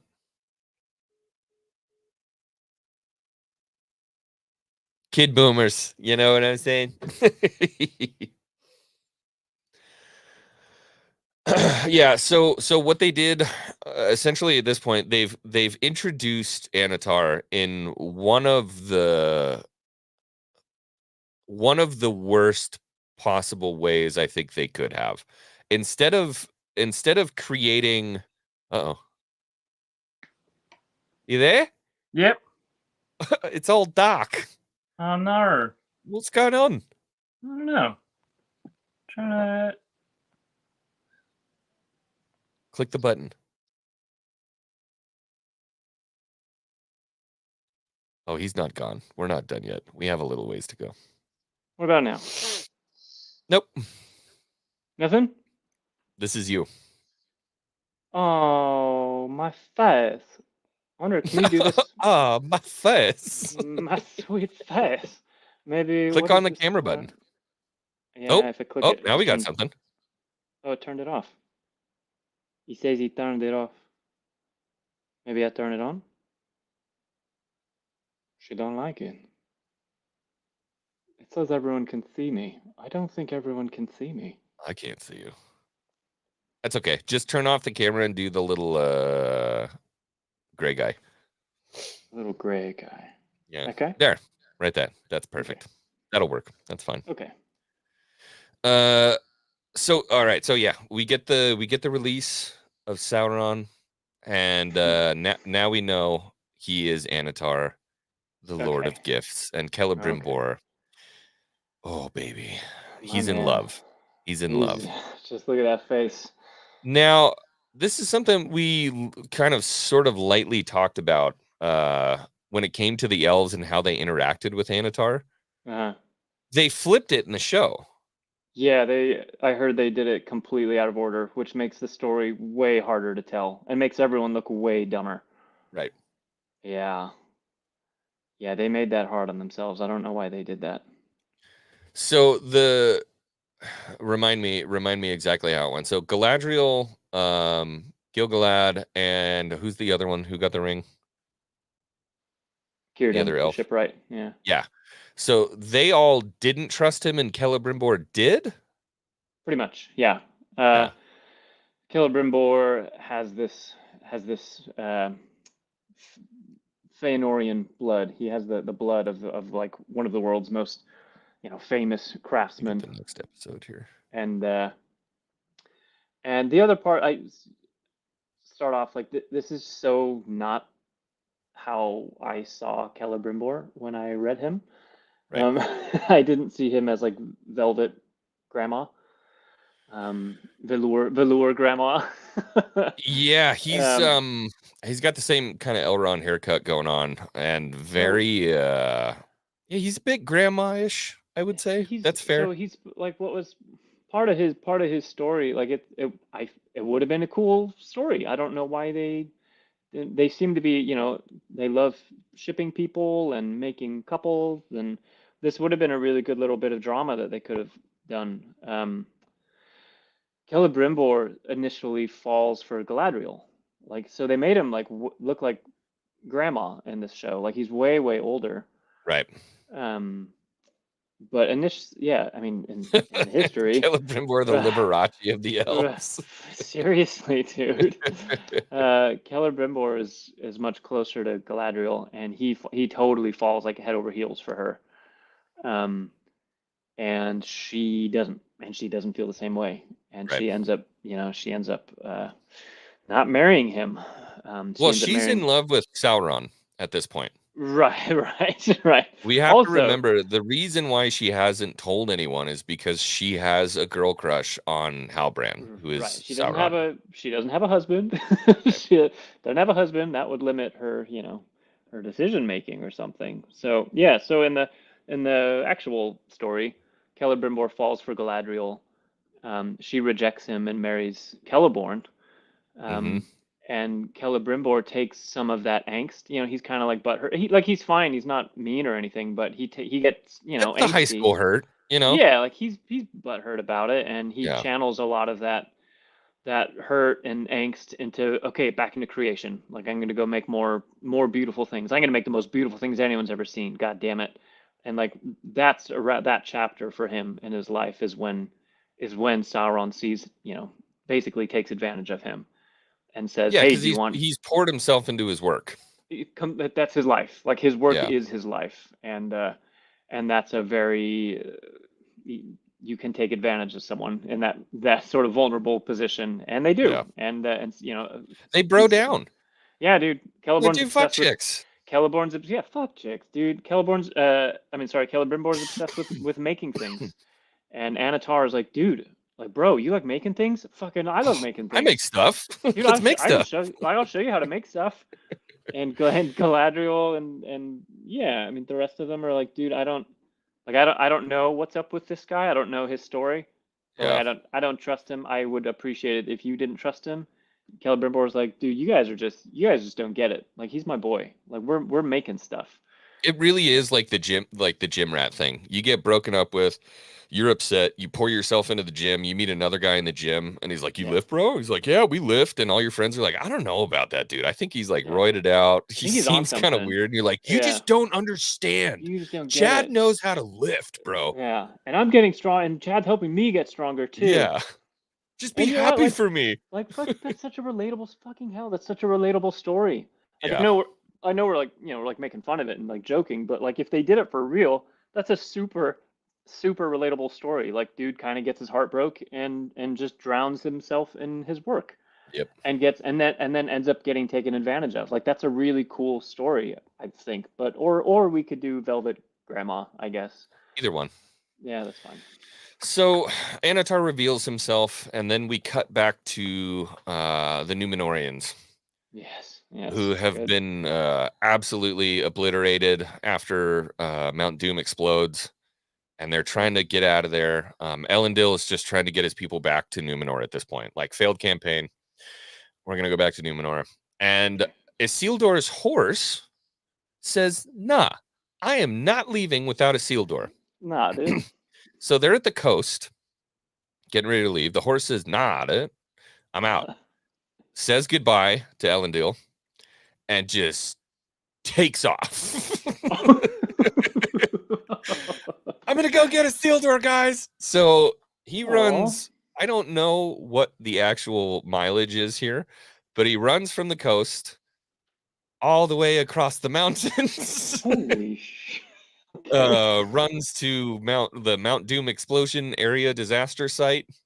Starts sniffing some stuff out, and he's like, where is Isildur, man? He's been running for 2 hours, comes across some orcs. The orcs are like, we're gonna eat this guy. And the horse is like, yeah, you thought, bitch. Defeats the orcs. Dude, my man. And continues running. The orcs give up, and they're like, nah, he's not worth it. And makes it all the way to where else other than Shelob's lair. The horse goes there? The horse goes there. Okay. Yeah. so, Okay. so the horse has now run from the coast all the way to Shelob's lair and finds Isildur trapped in the web, in Shelob's web. I think that's like, I think that's like a Like 927 miles. like more than that, dude. That's like running from. I think that'd be like running from God, what was it like basically like something like Kansas, like basically like running from Kansas to Florida. Yeah. Basically, it's like half of the USA. Basically, he ran across half of the. It's like 1,500 miles basically, Nice. but also like crossing mountains and. Sure. Yeah, well, he's a Númenorian horse, so Okay. you know. Okay. Well, hey, dude, he's been on a more badass journey than basically any other character in the show so Fellowship. far. So he does a gnarlier journey than the Fellowship in about a minute and 30 seconds. yeah. Makes it to Shelob's lair. The little spiders start jumping all over the horse, but this is no ordinary horse. He beats off the spiders. How did that look like visually? Was it like done pretty Dude, well? the spiders look great. Yeah, Okay. the spiders looked awesome. Everything looked great, and I think we do get a cameo. I'll see if I can. It's hard to pinpoint. That's not it, but we do get a cameo of like baby Shelob. Okay. Baby Peter Jackson Shelob, by the way, not like okay. lore accurate Shelob. Like Gotcha. I was wondering how would you know? It just like you wouldn't. I think it was just like the biggest of the spiders at that point. Gotcha. Would have been Shelob, but Ken says I was kind of hoping Shelob would have been bigger, but maybe she will be by season 5. Season 5. Yeah, give it a few more seasons. Yeah. Fought off the orcs because plot. The horse is the best character in the show. I can't disagree there. The horse is absolutely the most badass character in the show. So that's one of the things that's gonna stick. I bet out of like this whole thing. Yeah, the horse was the only show is like the horse is the only one that people liked. So Isildur makes his way out. Oh, there. Baby Shelob. Looks cool. good. It looks cool. Yeah, it looks good. Yeah, so that happens. So now we start to begin another subplot. Another subplot. Good. Of what's going on in Númenor. So Jack Black here. It does look like it looks like a mix between like Jack Black and Chris, who's the Star Trek one? Chris Pine? Pratt. Pine. Or Chris Pine. Yeah. Yeah, 100%. Isn't it? There's a subplot going on here where the queen was blinded by the volcano eruption. I remember that from season 1. Yep. Yes, has now come back to Númenor, and her father has died, so she is to be crowned queen of Númenor. Okay. But as you can tell by the facial expression on this guy, he's got other plans. He's got some other plans. So they're talking about the coronation that's about to happen, and he's like, "No, I'm totally with you. What dress do you want to wear for the coronation?" And attempts to pick out a robe, and all the while, Isildur's sister, is not having any of this junk. Yeah, because you forget that one would be forgiven if they forgot that Isildur had a sister. Has a sister that they never. That Tolkien just for I'm sure it's just a simple oversight. He never told us. He forgot. But yeah, he forgot. Tolkien forgot. All the while, and I don't know if this is lore accurate or if any of this stuff actually happened, but the queen of Númenor has the Palantir. Okay. No, wasn't a thing. Okay. I don't know. Just checking to make sure. And then we cut to possibly the most famous Rings of Power season 2 scene that we've had yet. Oh, give it to me. Yeah. Here we go. Talk to me, buddy. Adar wants to march to war against Eregion. Yeah. but he has to convince his orcs it's the right thing to do. He's got to convince him. He's got to convince him. Hey, war. War's a heavy thing, man. It's serious. You gotta have a good reason to go. Now, the exposition here, I think, is what you'll find the best. The orc says, "We were told Sauron was dead. We don't have to go. We're safe here." Oh my God. We're safe here. We're safe. Yeah. Oh my gosh. Now, as you can see behind this orc, his wife is clutching the baby. Oh, is that what that is? Yeah, that's orc wife clutching the baby. Oh, cool. And orc husband says, "Do we have to go to war?" And Adar basically says, "We're never going to be safe until we defeat Sauron. The orcs will never be safe until we defeat Sauron." Dude, oh God. to at that point, now look at the longing and loving stare from the orc wife to her orc husband. That's my man. Thank you to my man. Thank you to my man. Oh my God. Oh, I have to go back a couple seconds. Trying to get to like 40. There it is. Yeah. The nuclear family orc hug. Nuclear orc family. What a good guy. You can tell he's a good dad. He doesn't want to go to war. Yeah. He doesn't want to go to war. He just happens to continue to wear chainmail and armor just because that's just what orcs wear, you know? High fashion. They don't want to go to war. They're not in war, but it's just kind of what we wear. So then right after that, boop. A troll. Oh God, I can't get over the freaking hug, dude. Oh, I'm sorry, wife. I must go to war. So is that what they decided? They decide they're going to go to war? Yeah, they're going to march to Eregion and assault Eregion to kill Sauron. No. And look who shows up. Damrod, hill troll of Ered Mithrin. He shows up at the camp and is like, "I heard Sauron's still alive. Oh my gosh. Let's ride." Why does Damrod hate Sauron? Because he's a Adar dude. Okay. He's an Adar guy. Did he do something to the hill trolls? We don't not explored. Not explored. Can you just shut up? Can you just stop questioning the character's motivation? He hates him, okay? He's Sauron. You're supposed to hate him. Yeah, he's the bad guy. So the troll shows up and decides he's gonna ride with Adar. The hill troll's gonna ride with Adar. Okay. He looks cool. Yeah, he looked great.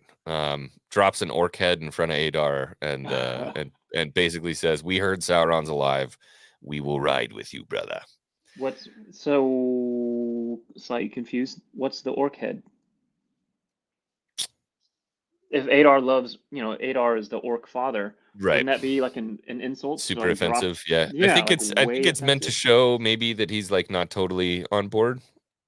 He just wants to get rid of Sauron. Unclear, but okay. Yeah.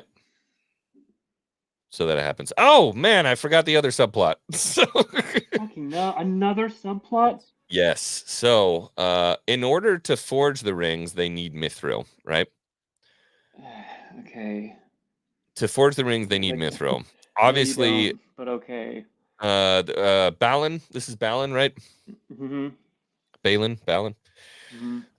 He and his wife have been attempting to get to the mithril in Khazad-dûm. Okay. But for the first time, his wife tries to sing to the mountain, and the mountain does not respond. Oh, dick move, mountain. Boo. So the mountain collapses and destroys the light mirrors that light up Khazad-dûm. So now Khazad-dûm is dark. They can't get to Durin. Sorry, yeah, Durin. Yeah. They can't get to the mithril. His father is extremely upset with him, and they can't sing to the mountain to get to the mithril. There's a whole subplot there. I was not paying attention during basically all of it, so I apologize if I got some of that stuff wrong. But Durin and Celebrimbor and Anatar kind of have a discussion. They're like, "Man, we got to get to that mithril." He's like, "All right, we're gonna get to the mithril. This is partially the deceiving. When he's talking to Durin, he says, we'll give dwarves rings too. Okay. And they're like, all right, shit, if we gonna get some rings, yeah, we'll do it. We'll make it happen. Yeah. Here we are. Back to Isildur. Yeah. Good God, man. The amount of storylines that don't have like any, like narrative tension to them.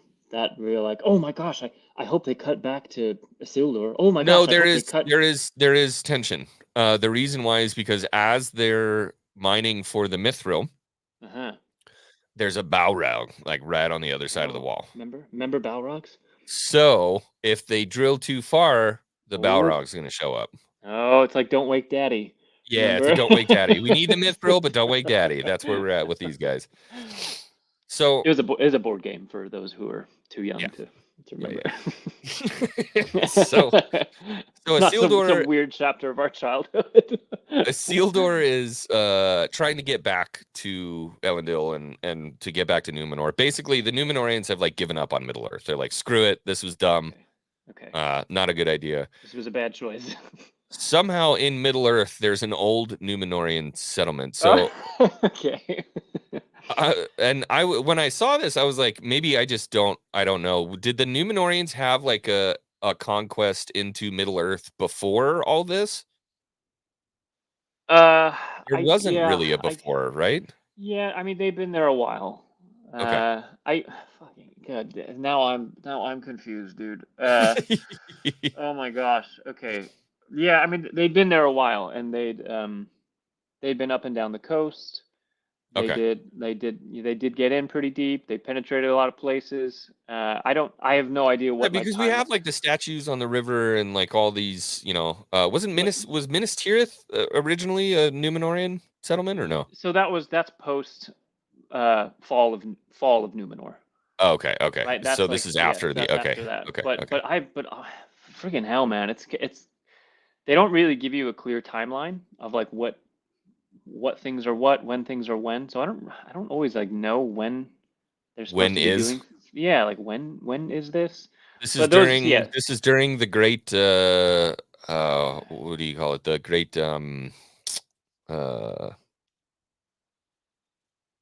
what's the great deceiving the deceit. The great deceit. The great deceit, sure. So this guy, Isildur, finds this woman while he's trying to get back. She stabs him in the thigh with a gigantic dagger. Oh. Which could have killed him. If that cut his femoral artery, like it was over for Isildur. Yeah. Like roll credits. Or infection. Yeah, infection. Yeah, there is no War of the Ring. There's like Isildur is just dead. Yep. She has been marked by Sauron. Oh. So she has her the Sauron brand on her back. Oh, he brands his women. Jesus. Okay. Well, I don't think he like pulled out a hot iron and branded her, but everything he touches is basically has this like brand, the mark of. It's not really described well as to like how it's used, but like Galadriel finds a rock in the north that has the brand of Sauron on it, and she's like, he's been here. Oh. She has the mark of Sauron. Oh, she has it on her back. Galadriel we don't really does? understand. No. This lady that Isildur finds. Okay. They don't really describe like what the point of the mark is. Maybe he has to brand everything he controls. But anyway, she's got the mark. Including rocks. She's kind of evil, but we don't really know. They're kind of holding that one until a later date. Okay. And then boom. Don Lemon. My man. He's the most trusted name in news. Don Lemon shows back up. We don't really know why. I don't really care. I don't know. His whole arc and like this other kid that they saved from the orcs. I don't even remember his name. What's his name, chat? Do you remember? Is it like Hal, Han, Huron? Oof. Adar brands any humans that have sworn to Adar. Okay. But it was okay. So not Sauron. Here's my question though. It's Sauron's mark because in season 1, when they're in the north and Galadriel girl boss is the ice troll, it was Sauron's mark, and it's the same one. Theo. Thank you. Yeah, Theo, this kid. Theo. Oh God, what a name. Theo. It's Theoden. Yeah. I don't know. Yeah. He's probably gonna go forge Rohan and make Rohan a thing, and Theoden Sure. will be named after Theo. Even though the Rohirrim are supposed to be sort of, Anglo-Saxons, blonde hair. I'm Straw. just They call reporting the them, facts. like their derogatory name. The derogatory name for the Rohirrim were straw heads. Oh, Like just because they've been plainsmen forever. yeah, I mean it's what the orcs would call them, the straw heads, because their hair was like it was gold. They're all golden haired, and but sure, well, we can go for that too. So Don Lemon, Theo, and Isildur are like making their way through the woods. They basically run into some wildlings. Mm-hmm. The wildlings capture Theo, and guess who shows up to save the day? It's the Ents. Oh, the Ents. Yeah, The Ents I mean, show up and kill the wildlings and capture Theo and 'cause he's a somebody good else. I guy. don't remember who the other one is. Because the Ents know the difference for sure. He's a good guy. We're gonna save him. Don't kill that one. So that's the thing. There's a play here that kind of reminds me of oh God, what is this? What is this like? Like if you're carrying a blade, they'll try to attack you. It's like Okay. dragons. They're like dragons in like How to Train Your Dragon. Like if you're carrying a sword, they'll try to kill you. But if you're not, then you're okay. Interesting. Okay. So the Not the Ents, worst we don't thing. Not know the it's worst the thing. Ents. We don't know it's the Ents at this point. We don't know it's Oh. the Ents. We make our way back to Númenor for the coronation ceremony of the Queen. Okay. Dun, dun, dun, dun. And basically everything falls apart. They have a way. They have a way of like world's most expensive TV show, most big budget TV show ever. They have a way of making this. This is the coronation of a queen of Númenor, right? Yeah. This is like it's like the frickin' the Pope. This is like it's like when the new Pope is announced and all of St. Mark's Square is filled with thousands of people. Something about this show has a way of just everything is so dumbing it down to nothing. Small. Everything is so There's like tiny 40 and people small. here. There's like 40 people showed up for the crowning of your new queen. Okay.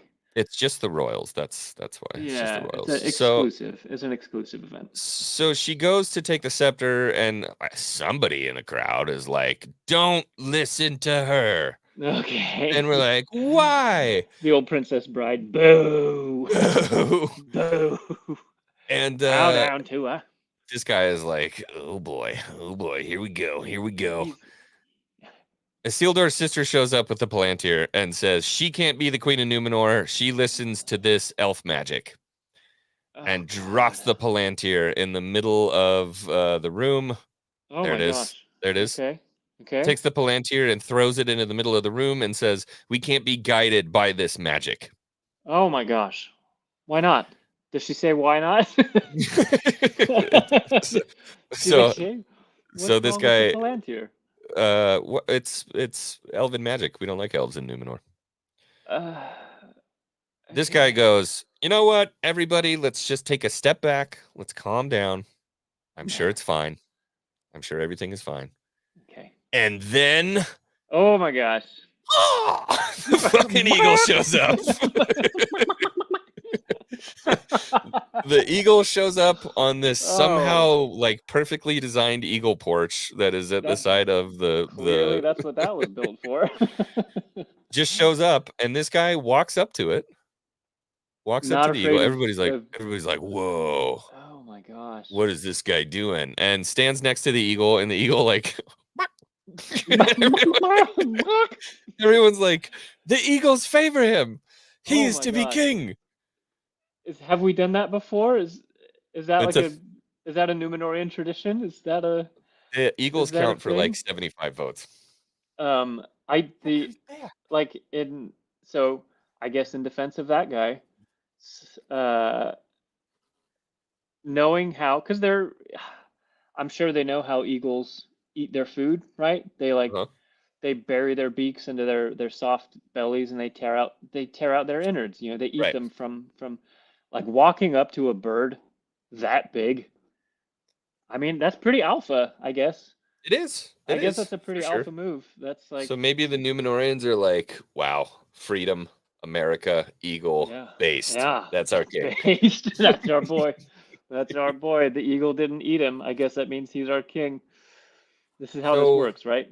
that's how we found this is how we get the king of Númenor. So, okay, so they're not doing the queen then. They changed their minds? They changed their minds. Changed their minds. Queen with the Palantir is like, dude, you're a Bad elf news. sympathizer. We Yeah. don't like you, but look, the bird likes him. So King of Númenor. definitely, like they see, you know, like the Tolkien makes a point that like the eagles are like their own species. They're like like super proud, right? Like a very proud species. They don't mingle. They don't Yeah. talk to people. They hardly talk to elves. Like they never come down from their eyries. Like they're never interacted with. Yeah. So I think if a freaking eagle the size of a 2-story house showed up, like your reaction would be like, holy shit, what's going on? Oh god, what's going on? Yeah. Like all of those people would have never ever seen one before. Maybe flying somewhere. Maybe they would have seen them flying, maybe off in the distance, but like, Right. but it's not just like, oh yeah, they come down every once in a while to the perch, they hang out for a bit, you know, see what's The going on eagle in the perch kingdom. that we built, Yeah, just that in we case built. they decided to show up Yeah, at just in one case, specific time during a coronation that we didn't know about. we want him to feel welcome. Yeah. But So okay. I'm not doubting like the levity of the situation, right? It would be a Okay. big deal. Sure. For me, it's more like, what? Don't use it like that. Why did the bird come down? Why Yeah. is he here? Why did he show? Has he been keeping track of Númenorian politics? Did he know Yeah. Did he know the coronation was today?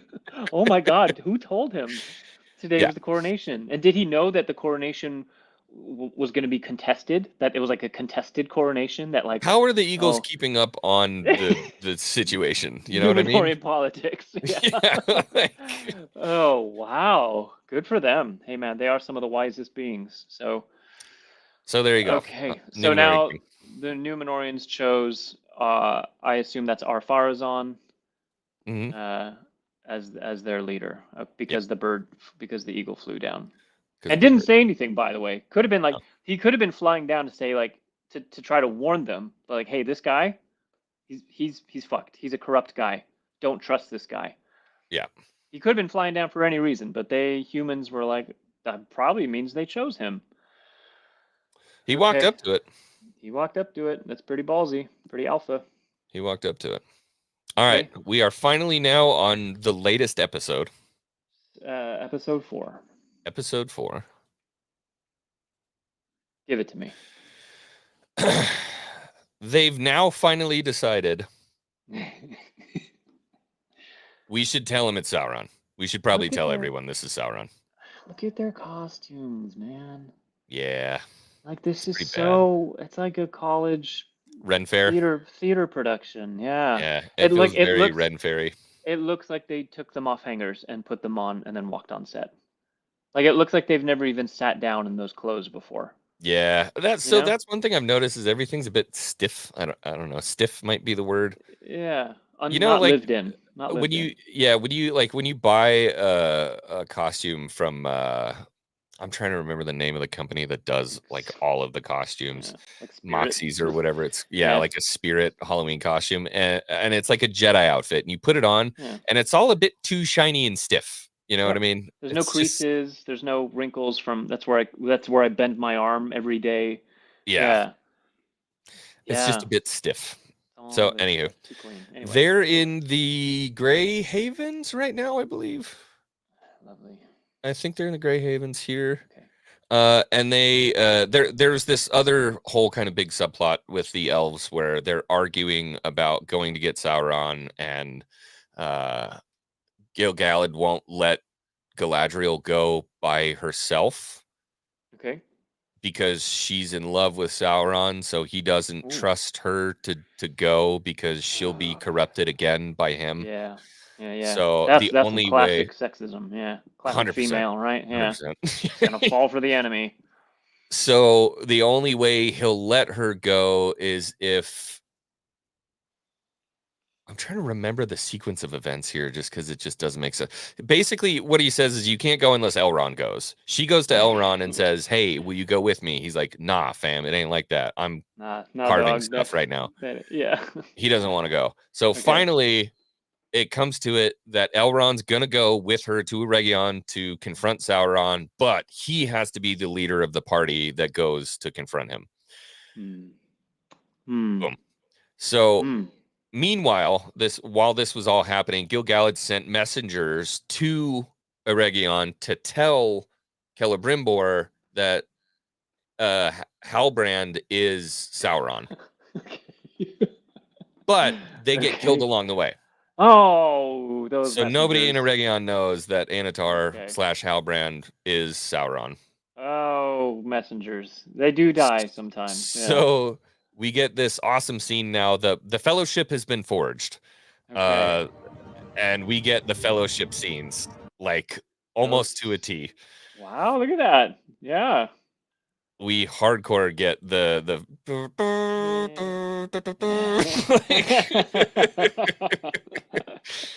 So the elves don't bother with horses. They're like, fuck it, we'll just run there.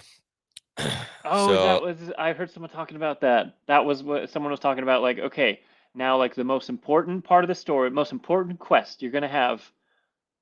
Fuck it, let's do it on foot. Yep. let's run there. Yep, they run it. So Okay, they're we're gonna hoof running, it. and they come across this bridge. I'm sure that this bridge is of significant importance. I don't know. I don't remember the name of the bridge, but they get there. I couldn't see what river. Can you tell what river it is? Does it say what river?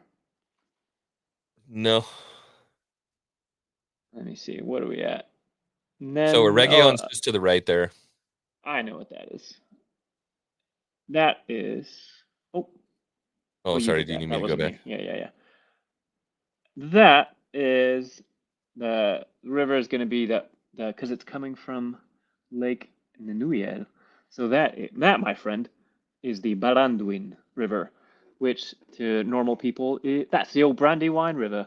Ah, the old Brandywine. That's the old Brandywine. That's what that is. Nice. That's the old Brandywine Bridge. That's what they found there. That's Brandywine Bridge. Remember? Maybe. So the gigantic stone bridge has been absolutely eradicated. Oh, dang. Look at that. Yeah. And Elrond, in his infinite wisdom, touches the little burnt part on the right and says, lightning. Oh. What the shit kind of lightning does that? Oh my gosh. And That was a Galadriel lightning goes, strike. this was not lightning. Oh, yeah, It's Sauron. Because she's smart. Yeah, because she's smart. So the here we get the oh man, the freaking Elf Lightning. Avengers. We get the Elf Avengers here. Oh, I think I saw a still of this. Oh my god! So we got a ginger. Yeah. You got your token white guy because you have to, I guess. You got an Asian, a black guy. This is that holy man, diversity boxes checked. No one's gonna accuse us of being fucking out. Why, I don't know what you would accuse them of. The Elvish away team. Oh my gosh, dude. This is that These are your red shirts. These are your red shirts. The red shirts. This is how you make a show feel like nowhere. You never know what group of people is what.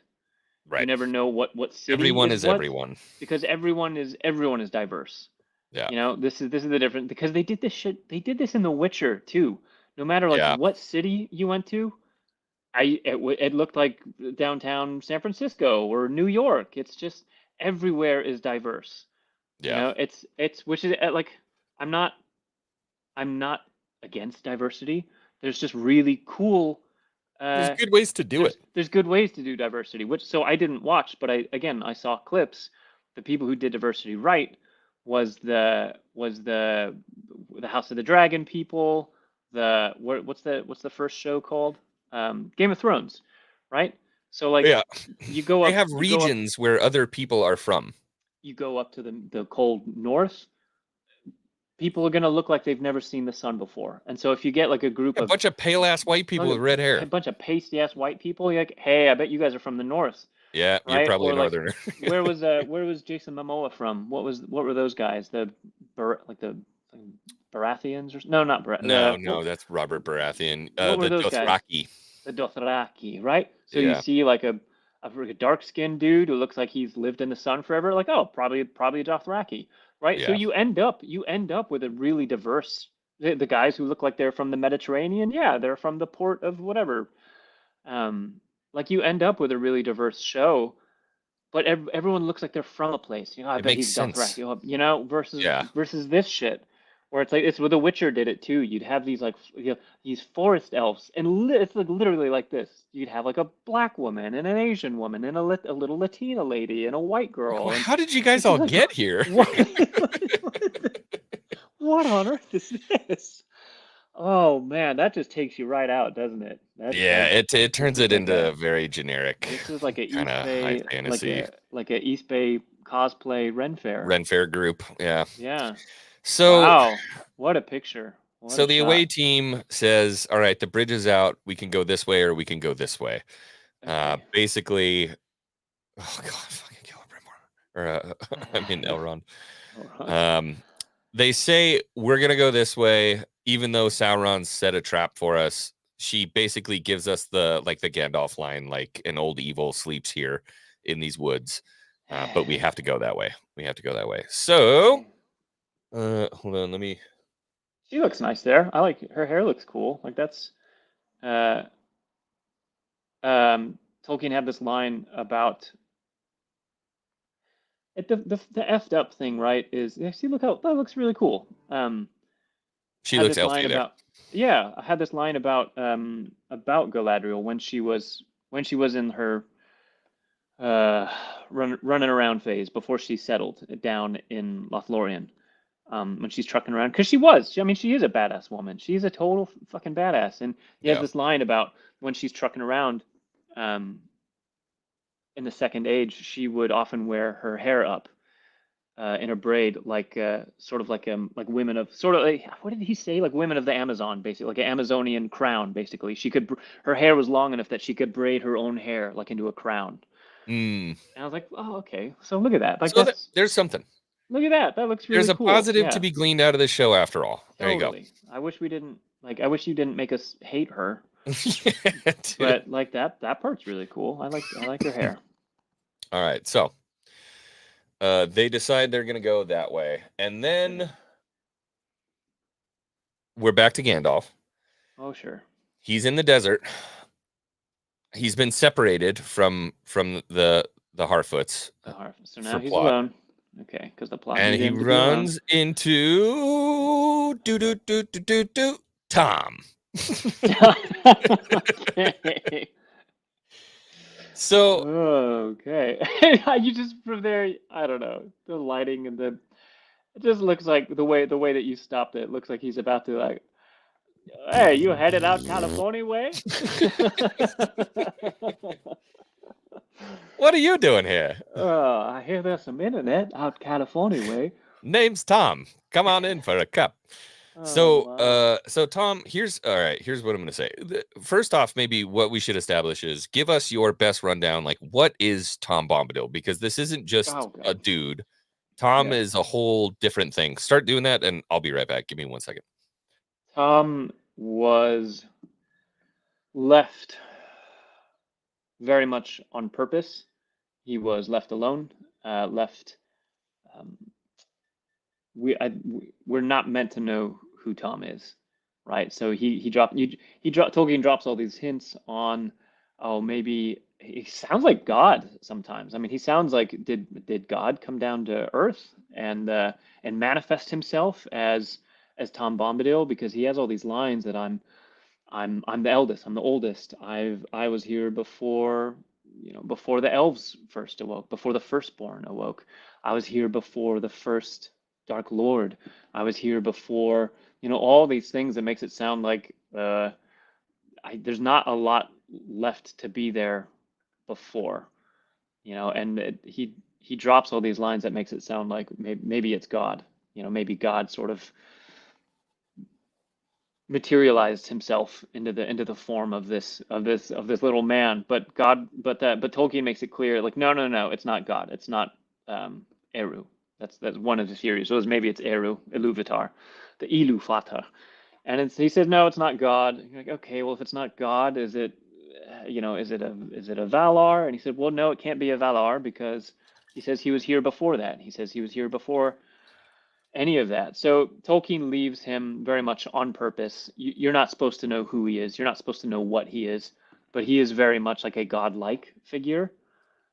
Maybe he's like a man. He's like a part of one of the first chapter of the Silmarillion, the Ainulindale, the music of the Ainur. Maybe he's part of that music manifested as a being. I mean, that's kind of the only one that I could think of, because if he's the eldest, he's here before the firstborn, before the gods, before the trees, before the lights. Like, good Lord, man, what else is there to be before? So that's my best theory, is that he is a godlike being, but he was a physical manifestation of the music of the Ainur, the music of the gods. That's the best guess that I have, but it's up totally open to interpretation. Tolkien, very much on purpose, never gave us an answer, which I think is cool. I kind of like not knowing. Not everything has to have an answer. So, knowing all of that, yeah, this is Tom. Sure. So first off, not part of the story that we should be in right now, right? I don't. It should be more fellowship time. Well, it depends. I mean, technically, he's there the whole time. Right. He would be here. He's definitely there the whole time. Right. He's never ever mentioned. Right. Like that he has a part in the shaping of the history of the Second Age. There is no like, oh yeah, he helped. He taught Gandalf how to use magic. No. Yes, he did. Yeah, no, he just didn't write about it. Yeah. So he runs into Tom, and here's what I will say. This is where I will give the show praise, and then I will absolutely just rail it in the behind. Cool. The actor for Tom Bombadil is perfect. I love the actor. He does a great job. I think if he were given a better script and a better scenario, he would be a perfect Tom Bombadil.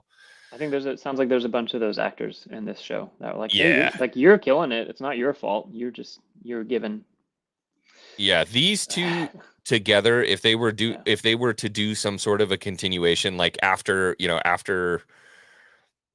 I don't know, they do basically, if they made a show about Gandalf and Tom Bombadil, talking in the forest for 100 years or whatever they did, like these two would do an incredible job. Cool. But Tom shows up. Gandalf shows up. Oh, I never noticed that. He's carrying the little Harfoots headband thing, I think. Anyways, he shows up and he's like, "Who are you?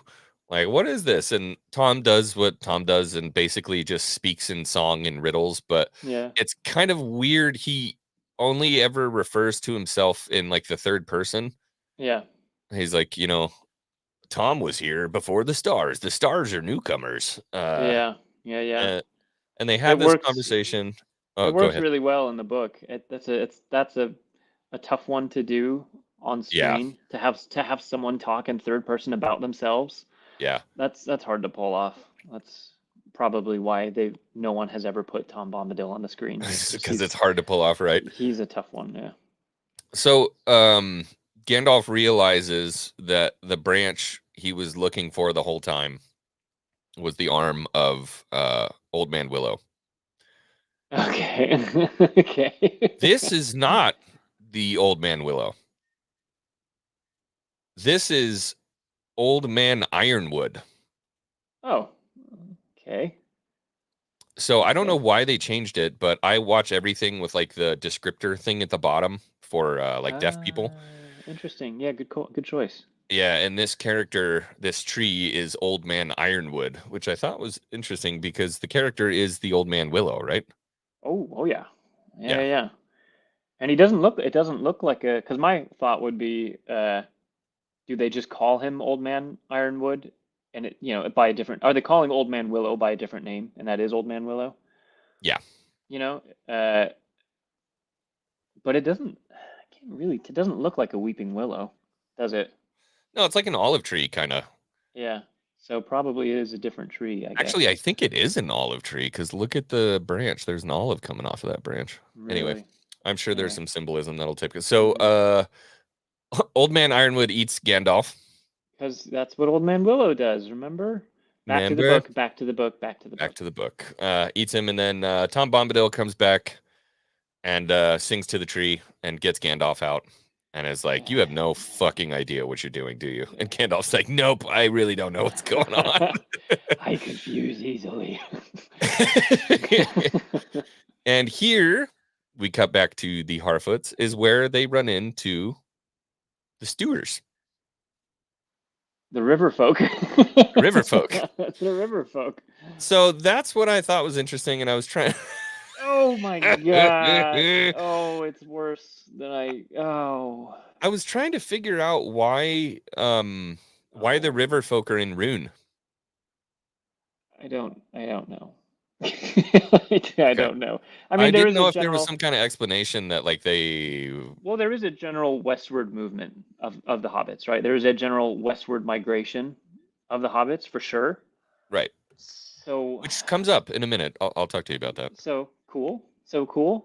Tolkien did say that that the Stewards are of the sort of the three hobbit, ancestral races. Right.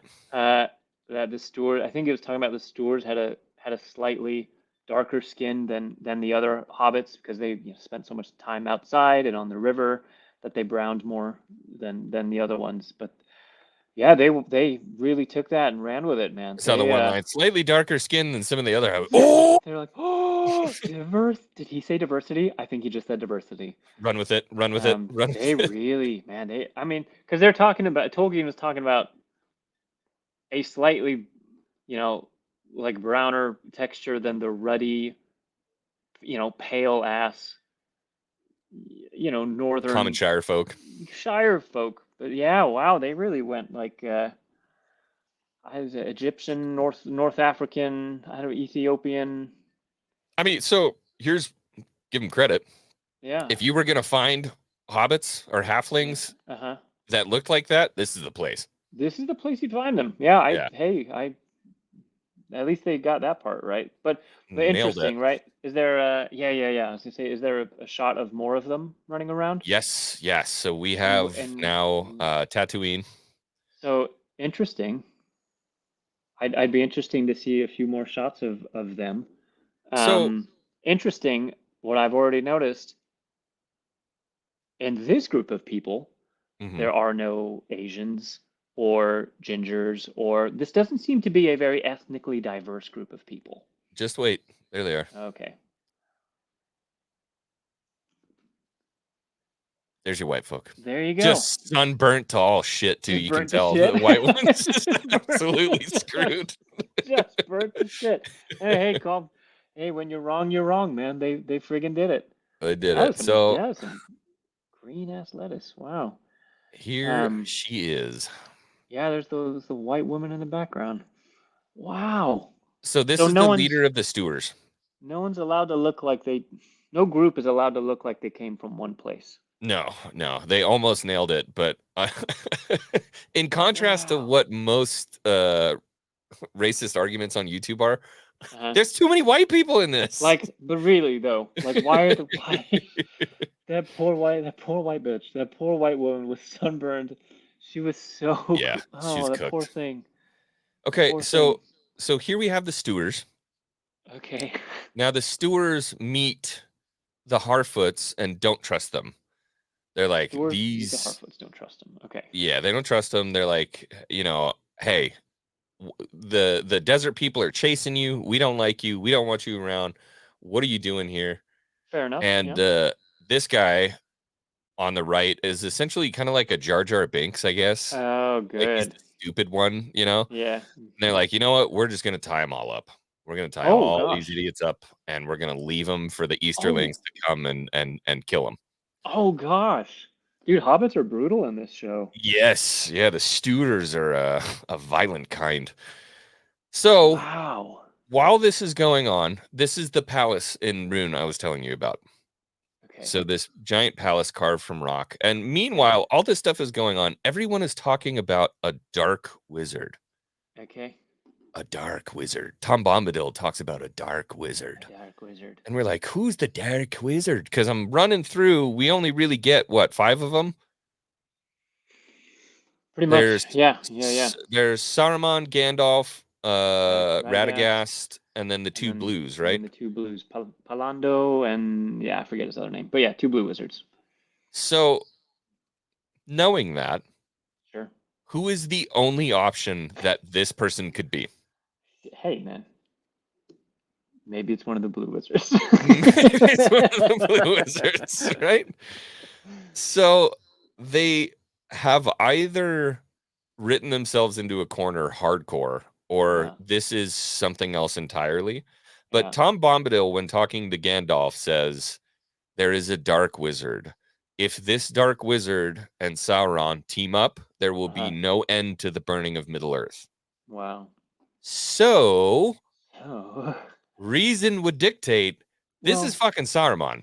Well, so the problem with that argument would be Sauron is nowhere near, not even close to being a bad guy yet. Oh, wrong. He was bad the whole time. Oh, my and bad, then yo. deceives Gandalf. That's my bad, dog. That's my bad. Yeah. You My didn't bad. know that Yeah. because they didn't write it in the books. Yeah, because Tolkien didn't write it. Yeah. Yeah. So if I was a toxic fan, I would say it couldn't be Sauron because he is nowhere near corrupted yet. He's nowhere near a bad guy. He's still very, very, very much a force for good. Actually, he's a very much a force for good in the world. It's like Gandalf's best friend, man. Yeah. So that would be weird. So maybe it is. Maybe it's a blue wizard. Well, you're wrong. First off. Okay. Secondly, he's enlisting the help of these Easterling assailants, these assassins, to hunt Gandalf actively. Okay. Yeah. Okay. Why? And these ones we know behind, we have no idea. Just we don't know. Because they want. He just keeps saying, "Find the Istar, find the Istar, find the Istar." And at this point, now has said, "If you can't do it, I'll do it myself." So you go find the Harfoots, which they're super interested in. For some reason, they give a shit about these halflings. We don't know why. The Easterlings are obsessed with finding these halflings. And this dark prince, Saruman, I guess. I mean, they certainly gave him like the Saruman eyebrows and the sort of the beard coloring. They definitely gave him Saruman beard coloring. Okay. He seems like I'm just saying. We'll see how the rest of this plays out. I'm going to be interested to see how it goes. But it certainly seems like Saruman is hunting Gandalf. And he's very interested in finding him before Gandalf learns how to use magic or his powers. Oh, that works for sure. Yeah. 100%. He's got, it's like a video game. He's got to find his staff first. Yeah. And then when he finds his staff, then he can learn how to use magic from Tom Bombadil. Gotcha. And Eminem makes it back into this season. And it's so fucking hell. So they're still not. Oh, this is like such. What's his name? J.J. Abrams. This is like such. Fucking people not like tired of the mystery boxes yet. Like we are in season 2. You still haven't given the stranger a name. We still don't have a name for him. I guarantee Tom Bombadil is going to give him his name. Wait, we'll just wait and see. Maybe you'll see what his name is. It's like, or write a really compelling story. Feminem, the Slim Lady. Slim Lady, yeah, they brought her back. Okay. Yeah, so she's back. She's failed him at this point on multiple occasions. But so we go back. Tom Bombadil sings to Old Man Ironwood. Sure. to grow strong and drink the water and blah blah blah. Okay. Gandalf takes a bath. Splish splash, he's taking a bath. Okay. Gandalf is playing in the bath. Now, while he's in the bath, and you're gonna have to help me out with this part because I don't know about Tom Bombadil's wife. Yeah. Gandalf is sitting in the bath and hears a woman singing, Oh, and cool. Tom Bombadil comes in and is like, "Hey, I washed your robe because you stink like shit." Yeah. And Gandalf goes, "Is someone else here? I heard a woman singing." And Tom's very confused. And Gandalf says, "Are you alone?" And Tom Bombadil says, "Well, you're here." And then turns around and walks out. And that's the extent of what we know about Tom Bombadil's wife at this point. Oh, like the Can scene you ends give there? me a They don't do yeah, anything that's else? there's nobody else here. So what Dude, these can you run dudes, me like, through that? so I'm like, I'm tired of this show already, dude. Like they don't, all they do is mystery boxes. Yes. So now here's another one. Oh, does he have a wife? Whose voice was that? Who, like, fucking tell us a story, please. Tell me a story. Fuck. No. Nope, another mystery box. Yes, Tom Bombadil has a wife. She's a God. She was a river spirit. I don't know, dude. I don't know. She is corporeal. She's a woman, Goldberry. She has a beautiful singing voice. Maybe they couldn't afford to cast her. Maybe what they're going for is, this was she was the sound she was maybe here in the second age she was still like in her river sprite form and her river spirit. She's just the voice of the river. That's what he's Okay. hearing. She's not corporeal yet. She's not a actual person, and Tom is just living with the sound of the river spirit and hasn't fallen in love with the bodily form of Goldberry, which okay, like if you're gonna do that, okay, cool, kind of a cool idea. Show Tom Bombadil falling in love with the spirit of the river who becomes Goldberry. Not a bad story. It could be cool. Yeah, But they're you're not gonna gonna tell do us, that. but you're not gonna fucking tell us the story. You're gonna make a fucking another mystery box. Like Yeah. you still haven't told us the name of the dude in the room he's sitting next to. Tom is living with the Goldberry AI. Yeah, it's like what's her name? Siri. Yeah. He's got Goldberry Siri in the He's house. got Goldberry on Siri. Yeah. Okay. Yeah. Another thing to not care about, I guess. I don't. So Tom washes his cloak, and it is now very apparent that he is Gandalf the Grey because the color of the robe changes now Kind of to went from like a Gandalf's brownish to a gray. gray robe. Yeah, yeah. Okay. Okay. It's like very tan before, and now it's Yeah, it like was very super brown. gray. Okay. So Okay. Tom kind of gives a speech about like,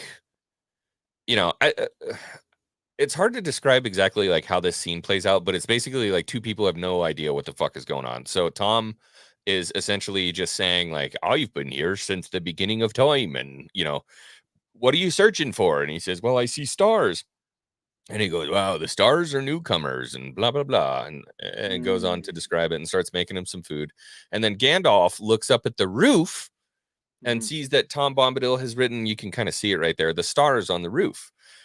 And so he wasn't looking for his staff the whole time. What he was looking for was Tom Bombadil, because underneath the stars where the staff was actually Tom Bombadil underneath the stars. He's going to be the one to teach him how to use magic.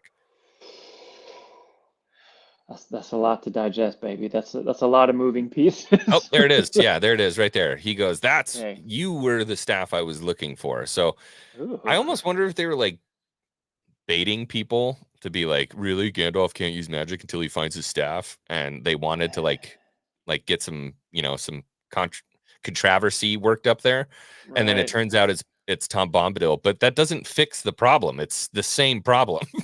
So you've just moved the problem to from another a staff episode. to a person. Yeah. Again, so not telling the story, just making more mystery boxes. So Tom essentially tells him like magic isn't to be harnessed. You know, a staff isn't like a possession. Everything belongs to itself. Okay. I'm Tom Bombadil, and Okay. yeah, so that's how that goes. Honestly, so I know I'm ripping on it a shitload. This was the most enjoyable part of the Okay. entire series.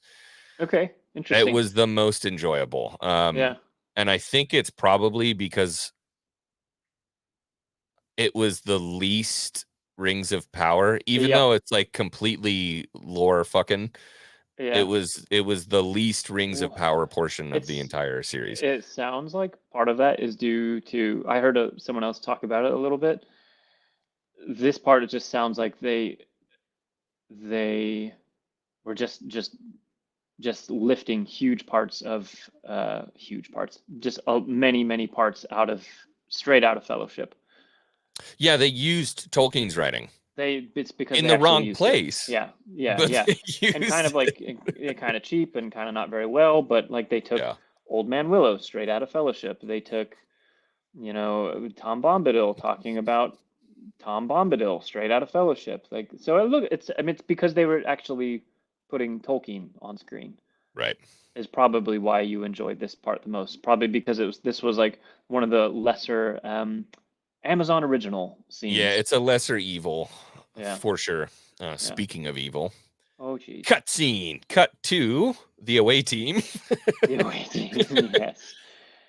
Makes their way into the woods where the evil rests, and we get. Come on, give me a good one. Give me a good one. Give me a good one. Pretty dark and spooky. There's a lot of fog here. Boom. Pretty dark. Barrow-wights. Spooky. Oh, I mean they look cool. I thought they looked cool as shit. They look friggin' cool. I was on a podcast the other day, talking with the guys from Epicverse, and they're like, I did not like the way the Barrow-wights looked, and I'm like, I thought they looked fucking awesome. Oh, But go to that one. Yeah, go to that one. That big one of him. Yeah, I'm trying. Let's Do it. do it. That's frustrating. Copyright content. We're not talking about it. Hey, everyone, it's copyright content. There we go. I don't know. That's pretty spooky. I'd be scared if I was trucking through a forest and that shit manifested out of the ground. Yeah. So interesting scene here and how this all plays out. Okay. Because the way the characters handle this is very interesting. So the elves don't know what the Barrow-wights are. They're like, what are these? And they're like, they're fucking dead but alive. Oh. And so they don't know what it is. Okay. And they're like, crap, we got to fight these things. So like they pull out their swords and they stab one, and it just like crumbles and then comes back to life. Oh, nice. Cool. And so they do the exposition and they're like, normal weapons won't work here.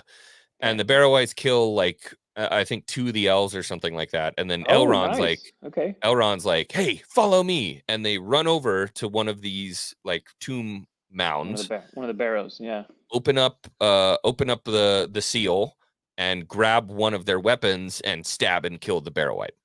Okay. And then Elrond goes, only the weapon that they were killed with can kill them. Okay. 45 seconds ago, you said, what the fuck is that thing? And then 45 seconds later, you're like, I read an ancient scroll that told me that only their weapons can kill them. Like, how did we get there? Oh, yeah, no, I forgot. No,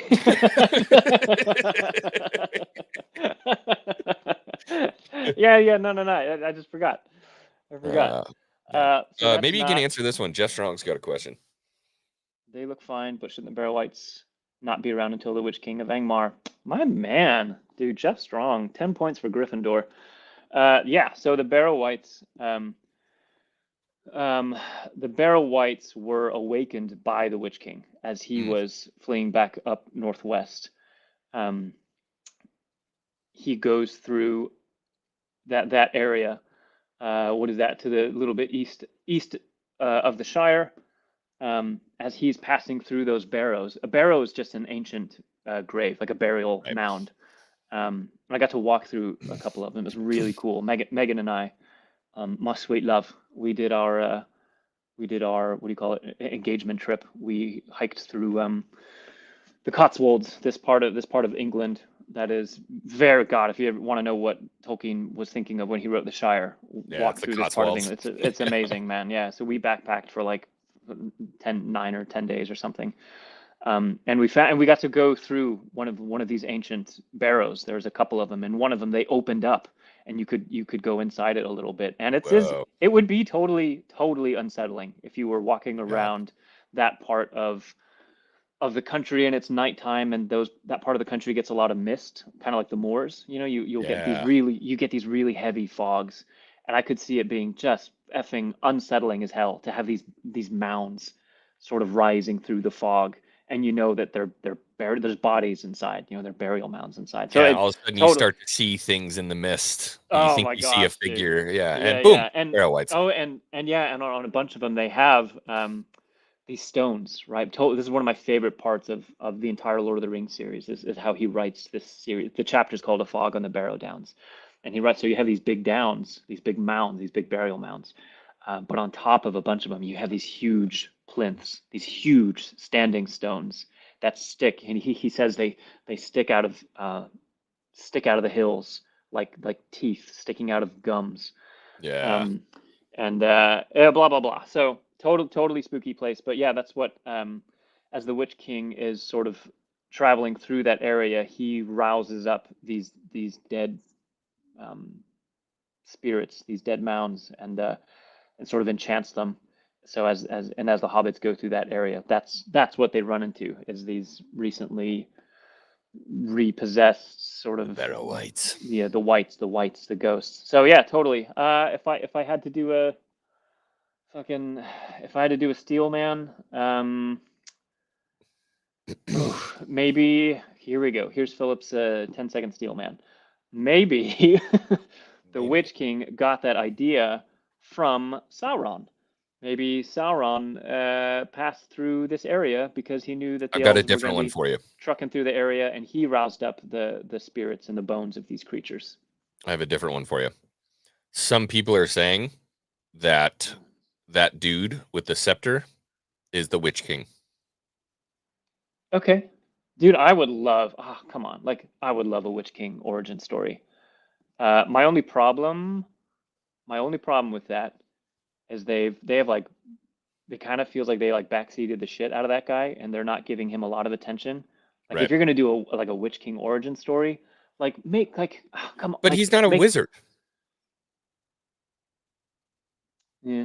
The Witch touche. King of Angmar is not a wizard, and wouldn't Well, be so living in no, runes. He was so not Númenorian. well. He wasn't a wizard like a Istar. He wasn't an Istar. He wasn't one of the Istari. He wasn't that kind of wizard. He was think of more like a like a witch doctor. He's like a mortal man. He was a Yeah. mortal man that got into witchcraft, that got into dark sorcery, and then took one of the rings. So it could work in that way, but make it like again. Tell me a story, man. Like, make me Right. love him. Make us love him. Make him like he was what's his name?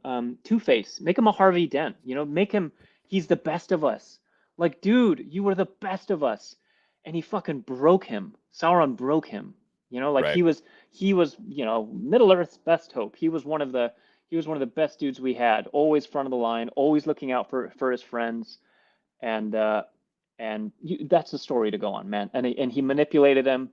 Maybe someone he loved died, and you could do an Anakin story. Someone he loved died, and he went down a path that he just couldn't turn around from, and he ends up becoming the Witch King. Like, that's a fucking story. So if they wanted to do an origin story, I'm totally in. But they that's haven't been not. given So them. if that is the Witch King, Yeah. no, he's basically just hunting Gandalf right now already, and is like Mm. super evil for sure. Okay. Well, I think the if that's what they are, if they're supposed to be Barrow-wights, they look super cool. It's a total. It feels like a total. Again, it feels like this episode. They're lifting stuff out of Fellowship, Right. which it's hard, right? Because people are going to be like, oh, so you're complaining now? Now you're complaining that they're taking stuff out of the books? I thought you said you wanted stuff from the books. We're like, fucking yeah, I do. But they're taking stuff out of Fellowship of the Ring, and this is supposed to be Second Age. Not So, like this. Not like this. Not like this. So it feels cool because suddenly it feels Tolkien, and it feels less, shitty because it is coming out of Tolkien. But it feels kind of like, I don't know, could you take this part out of the? Good question, right? Could you take this part out of the story, out of the episode, and would it change anything? Right. If the answer is no, it's a waste of story. Why are you showing it to us?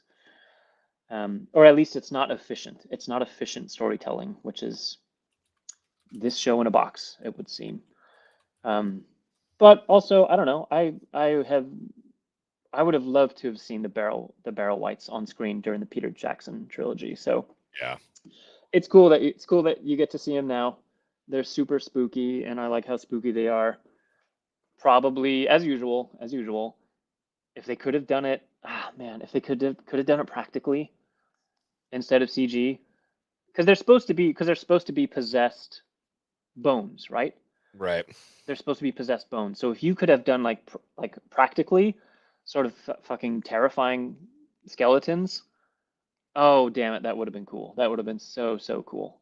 But we don't get that, and as far as CGI goes, it's a spooky CGI scene. They were a lot closer to like Under the Mountain type. Yeah, total King of the Dead, Army of the Dead. Yeah. Which again, cool, but if you could have done it more practically, especially for these guys, because they literally are. I mean, at least those were like so old that all they would be at that point were sort of spirits, cursed spirits. Whereas a Barrow-wight literally is like a possessed pile of bones. It should be like a physical thing. So I love the idea that they tried killing it with a sword. That feels very sort of Twilight Princess, Majora's Mask. Right. Like you kill it, and the bones reassemble. Yeah. All right, come on, that's fucking cool. I'm glad they did that. That's a cool idea. Well, you got one positive. Let me go ahead and ruin that for you. So we actually, you know what? I'll take it back. Okay. They did the ends pretty well. Okay. I feel like they did the ends pretty well. So you can see one of them kind of talking here. Let me see if I can get it. Oh, what do they sound like? What did they make them sound like? I'll show you. There was an army of them. So you can tell, like, pretty cool. Yeah, like Pretty weighty, breathy voice. And essentially what's going on is they're saying this big orc army that Adar, is commanding, marching towards Eregion. Yeah. It's the same thing as in Two Towers. They do nothing but they burn, and we could smell the sap, leaching out, blah blah blah. So this guy's holding a sword.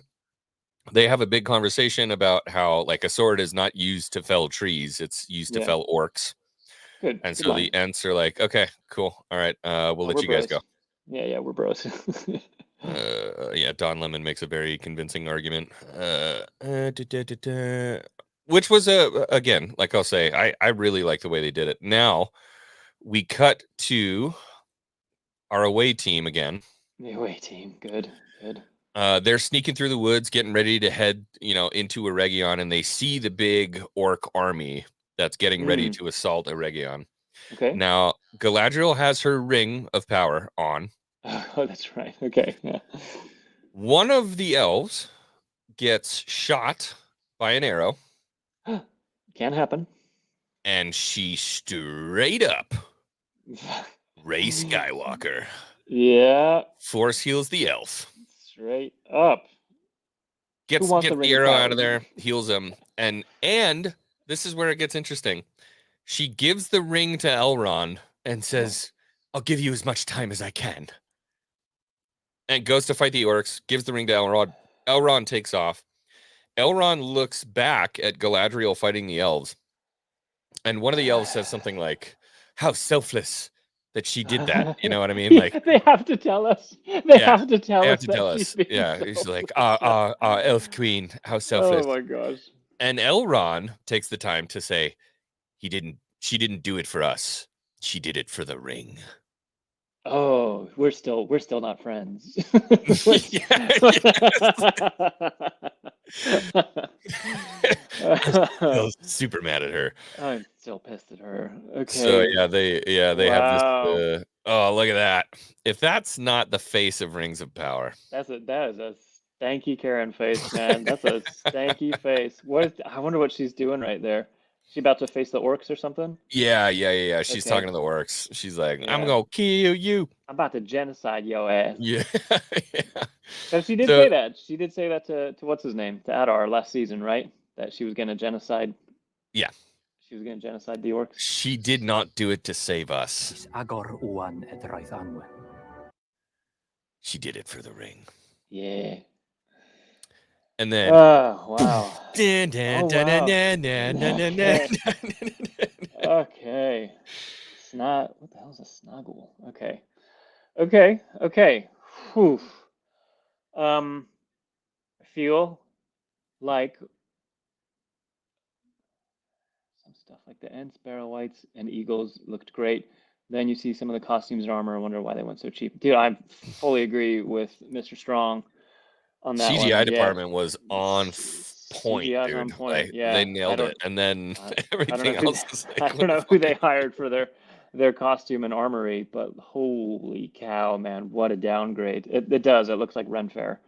Looks like that's too bad because that was one of the highlights of the Peter Jackson series with Weta Yeah, Workshop was like it looked like they found that stuff in a museum. Like it looked like they dug it out of the ground, like they found it in a museum. It was so real, and this stuff is so at best fiberglass resin looking at best, and at other times it looks rubber. like yeah, like or the costumes like this, that like plastic body shape wear. It Yeah, hurts. It yeah. The hurts the Spirit soul. Halloween costumes. Yeah, it sucks. And I just feel like if they had, dude, I know this is mean. I know this is mean. But when you watch this show, I heard about, when whatever the hell their names are, the two showrunners, Hmm. about them, JD and JD something and Patrick, JD and Patrick. They were in Hollywood for like 10 years, 10, 12 years. They were down in Hollywood and they didn't get a single job. Like nobody hired Yeah, them for like 10 years. that's Uh, usually fairly telling. right. So I feel like we should have paid attention to that. But then what's his name? Abrams stuck his neck out, I guess, and put in a good word. And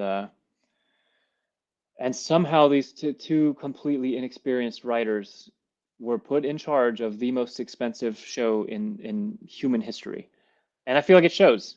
I feel like we are watching like novice filmmakers, novice storytellers, try to figure things out while they're going. Yeah, Dude, it feels like if they have they have so many storylines going on with so little meat on any of those bones yeah. that Slim that pickings. and you have so many things going on. It's like, dude, maybe narrow down the storylines, pick a few of them, flesh them out, man. Make me care. Yeah, Mostly what I hear from people is I know that like the mainstream media narrative is like, oh, that you don't care because you're racist, you don't care because you're phobic, you don't want to see gay elves, you don't want to see black elves, you don't want to see blah, blah, blah. I know that that's what we're supposed to think we are, but really mostly what I hear from people is I just don't care. yeah. Like I just don't care. Like you guys don't make me care. I don't care about the story. I don't care about what happens to that guy. And they fired Tom Shippey. That was your first red flag, dude. When Yeah, it should Tom be a Shippey got massive fired, red that flag, was like, dude.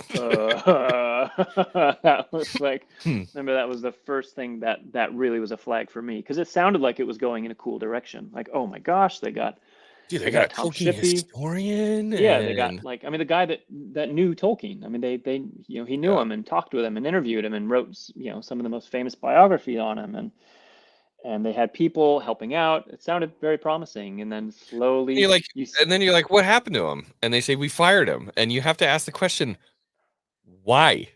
it's like, oh well, technically he breached an NDA, and I remember hearing what he said, what he breached about the NDA, and it was like total, like obviously it was total bullshit. It was like you used that as a justification for firing Yeah. him. It was not like, oh, he let slip the plot of season 1. It was some total bullshit. Like, okay, well, that's a cope. Obviously they wanted him gone because he saw where the show was going and was like, why did you hire me? Yeah. And it took a different. It sounded like it was going a very different direction, and then they moved around some very, very key people, and you slowly started hearing less and less. That's when it gets telling, right? Before the show even came out, you started hearing less and less about Tolkien, and you started hearing more and more and more about how diverse it's going to be and how representative it's going to be. Dude, How the second people, in an interview when you hear, well, it's yeah, over.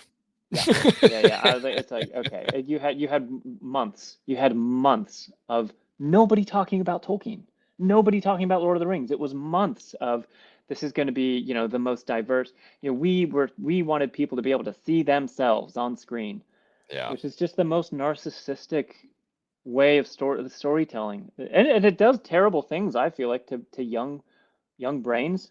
Like if you're pushing that, like, hey, I can't empathize with a person unless they look like me. What That's a a bad fucking, lesson. are you insane? You're literally doing the opposite of what you think you're doing. Oh my God, and it's totally mainstream. It's totally okay. It's Yeah. totally mainstream. It's wild. Unless Dude. it's You and my skin color, I don't empathize with that person. I'm like, that is extremely racist, right? You and I grew up on endless Jackie Chan movies. Yeah. Like I think we saw every single one that there was. Yep. Right. We grew up on the Wayans brothers. I think we watched just about every Wayans brothers movie that there was. Like I don't. One of our favorite, like one of the movies that was on constantly in our house was I remember was and I feel like it never got the reception that it deserved because it was a fucking cool movie. But I was friggin' Spawn. I thought was so just cool. talking about that. Spawn was so cool, dude. That was in the last podcast. We were talking about the show, and, Really? and we were talking about new superheroes and how everyone's like the first black superhero. Yeah. And they keep going back and all these different ones. I'm like, dude, does nobody remember Spawn? Spawn was one of the standout movies of my childhood. Yeah. That was like John Leguizamo. Oh, so that was good. like his best performance. It was like before he went nuts. Yeah. And dude, like when he's like figuring out his suit, he just gets fucking blown away with a gun, and he has all these like bullet holes that are shining green light, and they all just sort of close up, and he looks up and he's like, damn.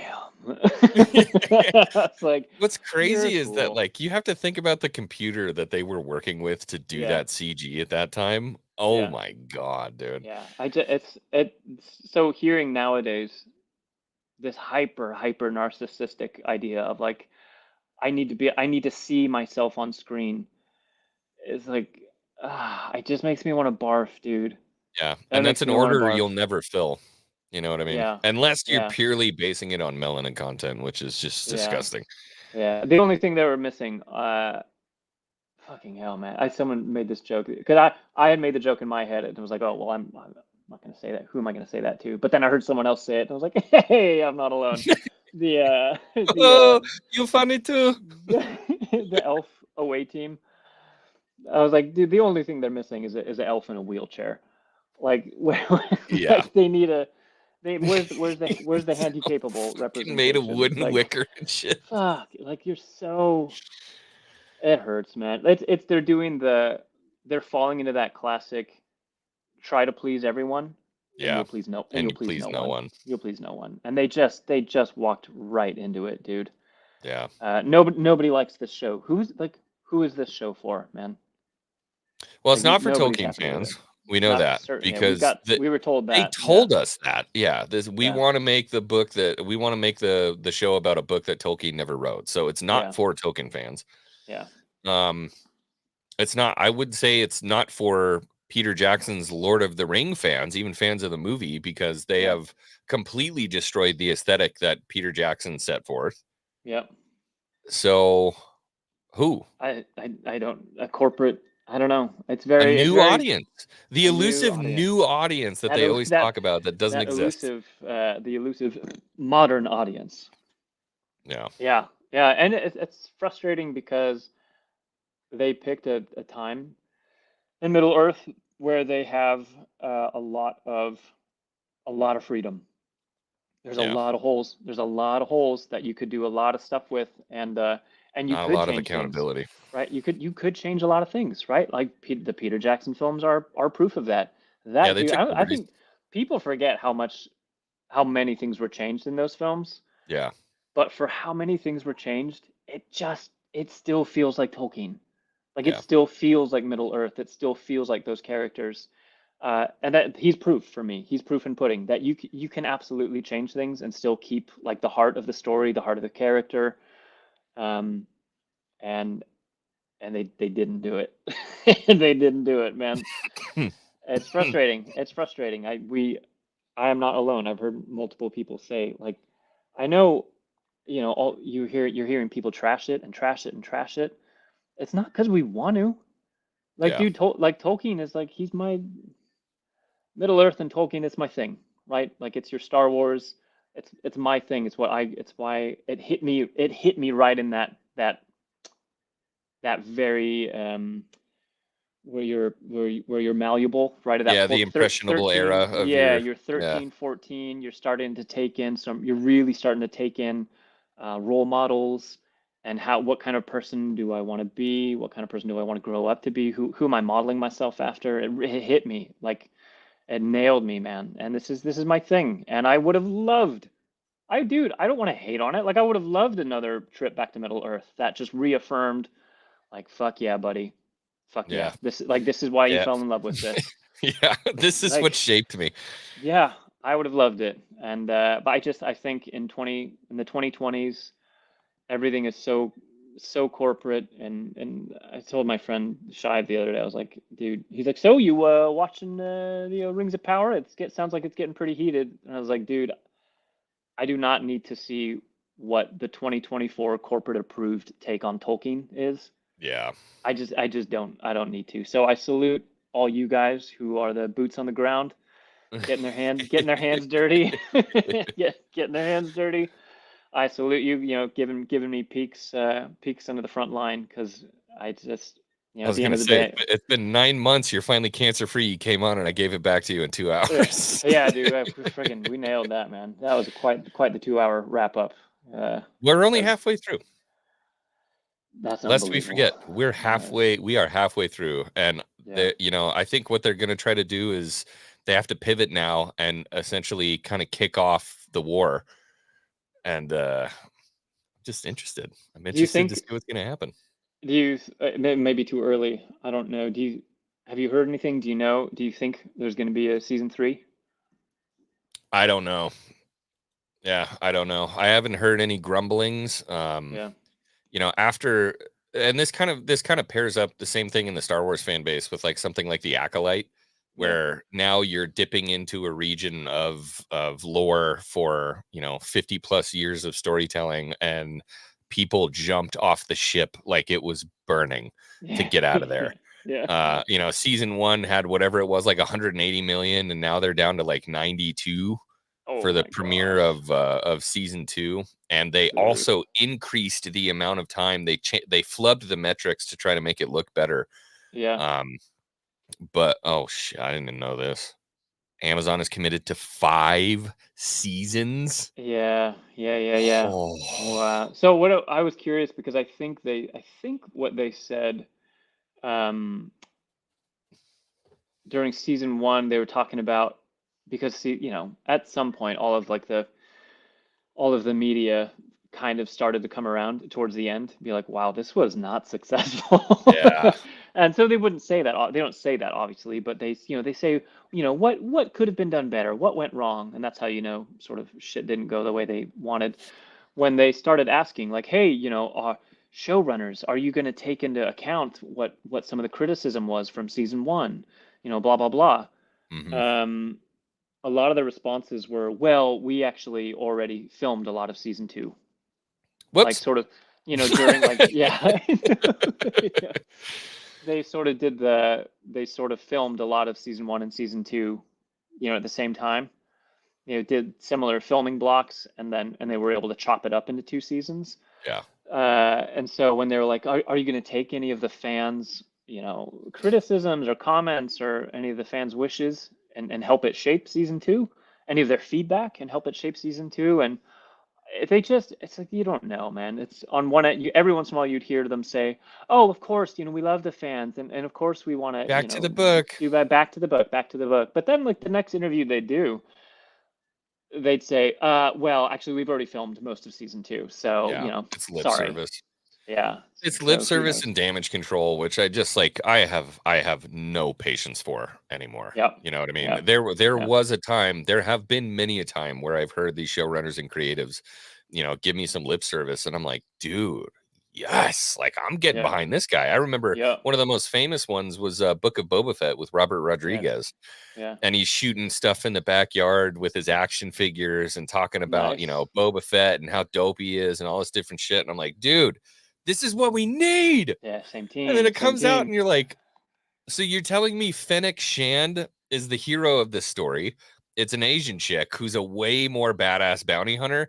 And you're taking Boba Fett and turning him into like some fucking native sympathizer for the freaking sand people.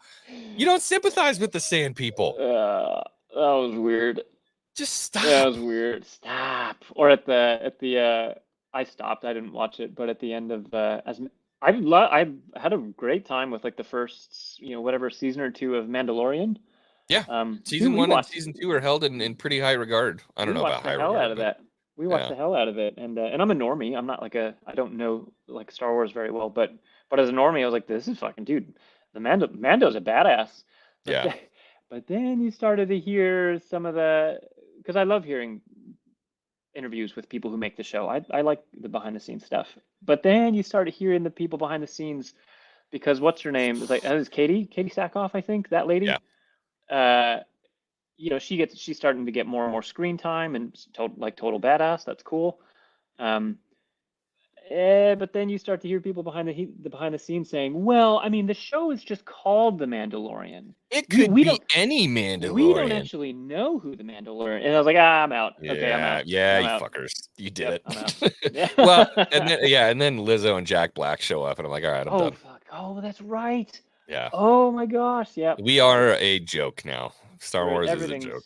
Yeah. The postmodernism thing is just deconstruct, and a child can take anything apart, but it doesn't mean they can put it back together. Yep. And I feel that's a good line. I like that. Dude, that's where we are right now.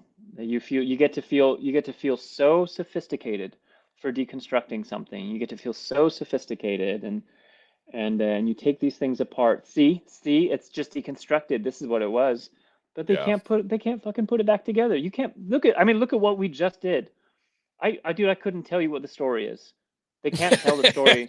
They can't tell 3 hours for the life of them. They can't do it, and it shows. And for some reason, people keep giving them money. Yeah. So it's a chapter. It's a phase. I think eventually we do live in a capitalist society, and so it has its ups and downs. Certainly has its downs. One of the ups about it is eventually money talks, dude. They're gonna run out of money. You're gonna run out of money. And if you think they give a shit about the message at all, they don't. Yeah. They were sold the impression that it was going to make them money and this is the way of the future. And people's pockets are getting light and questions are starting to be asked. Yeah. So it's a chapter. I genuinely, I don't know how long it's going to take, but I already think the ship is turning a little bit. It's a big old cruise ship, and I think 100%. It takes a long time to get it turned around. Yeah. But I am willing to, God willing, I'm perfectly happy to wait and see that ship get turned around, or in a different direction, man. Yeah. In the end, good storytelling wins out, and it's just a tough time for storytelling, my man. Yes. Why? So thank you for keeping me up to date.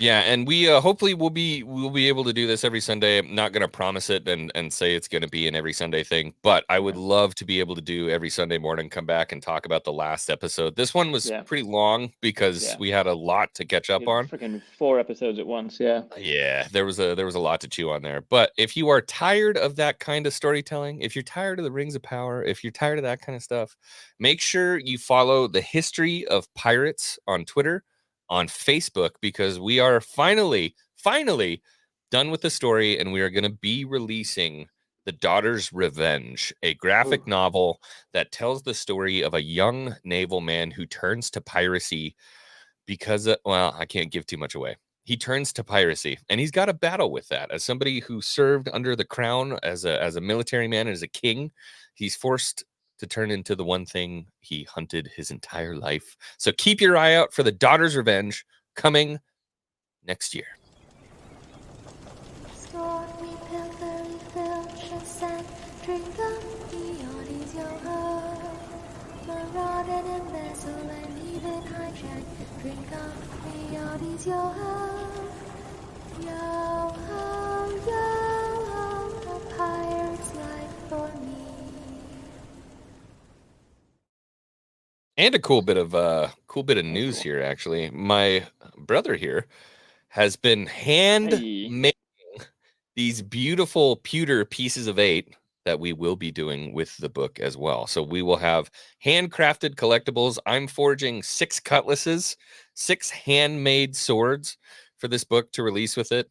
You're hard at work with your crucible, your furnace down there, making these beautiful coins. Those will be available as well. We have a shirt dropping with 9-line apparel, which is absolutely incredible. 9-line has taken on the Vindicta, what do you call it, Jolly Roger. So we'll have our own release of the shirt there. That should be coming very soon.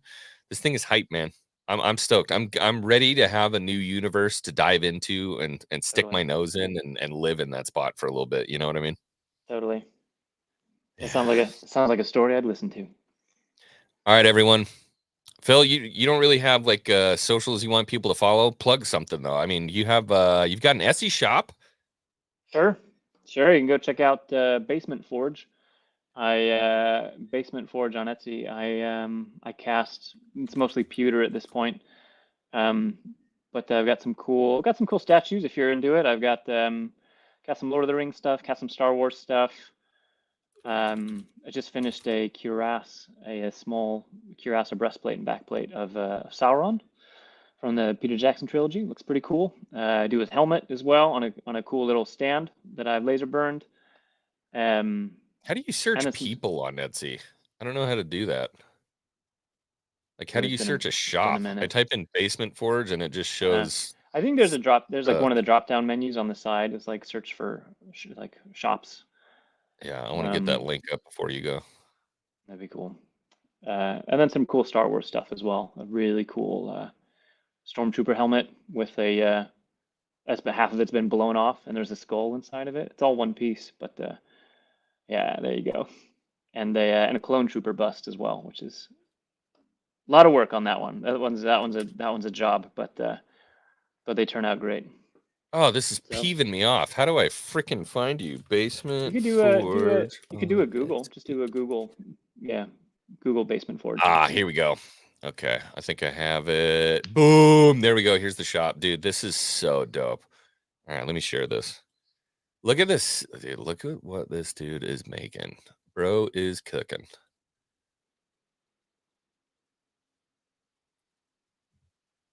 So, if you're a Lord of the Rings fan, yeah, these are handmade, dude. These things are absolutely incredible. That's cool. Look at that. Yeah, I melt down. I buy scrap pewter, heat it up the old-fashioned way, melt it down into liquid, and then I cast it into these. Where's your shop? Click on Basement Forge on the go down on the right somewhere. We'll say Basement Forge. Click on it. Here we go. Yeah. So here's some of the stuff. If you're a Star Wars fan, this is awesome. I have both of these. Thank you. The pewter clone trooper bust, dude. This thing is savage and it is heavy. It's a weapon, man. It's got You can serious weight to absolutely it. take somebody out with that thing. You can for wreck some. sure. Same with the helmet, man. The helmet is just it's a beast. You can mess someone up with it. Yeah. And I was lucky enough for my birthday. I got a couple of these. So no cure ass up yet, huh? Yeah, I got to put it up. I just finished So he makes another these one. awesome custom bases that have the map for Middle Earth on it. And then you can display your little helmet. That's so cool. I love it, man. Pretty I cool. love what you're Pretty doing. cool. Thanks, bruv.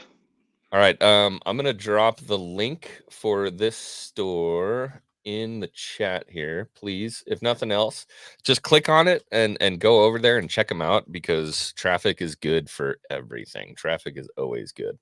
Traffic's Pop good. in, check out some reviews, take a look at it. You gonna say something? Nope. Oh, sweet. Buy my product. Play my products, please. All right, everybody. I am X-Wing. My brother Philip here. As always, thank you for joining. I know it was a long one today, and we are right at the 3-hour mark. How perfect is that? In Good 2 for seconds, us. it's been 3 hours. Bye. Yeah. But he may not have the object of revealing that, or lecturing to anybody, or even trying to put forward his view as a total one or a good one. Let's avoid the word lecture for a moment, because it suggests a propagandist work, and I don't think anybody is really talking about that. Well, they have been. This stock does include a stock of ideas about how worlds ought to be. No? No. The hereditary principle is very strong. Yes, yes, yes. Though not ubiquitous. The hobbits don't have one, No, don't they? quite so. No. But do you yourself look back on a world in which the hereditary principle is strong with affection? I do, yes.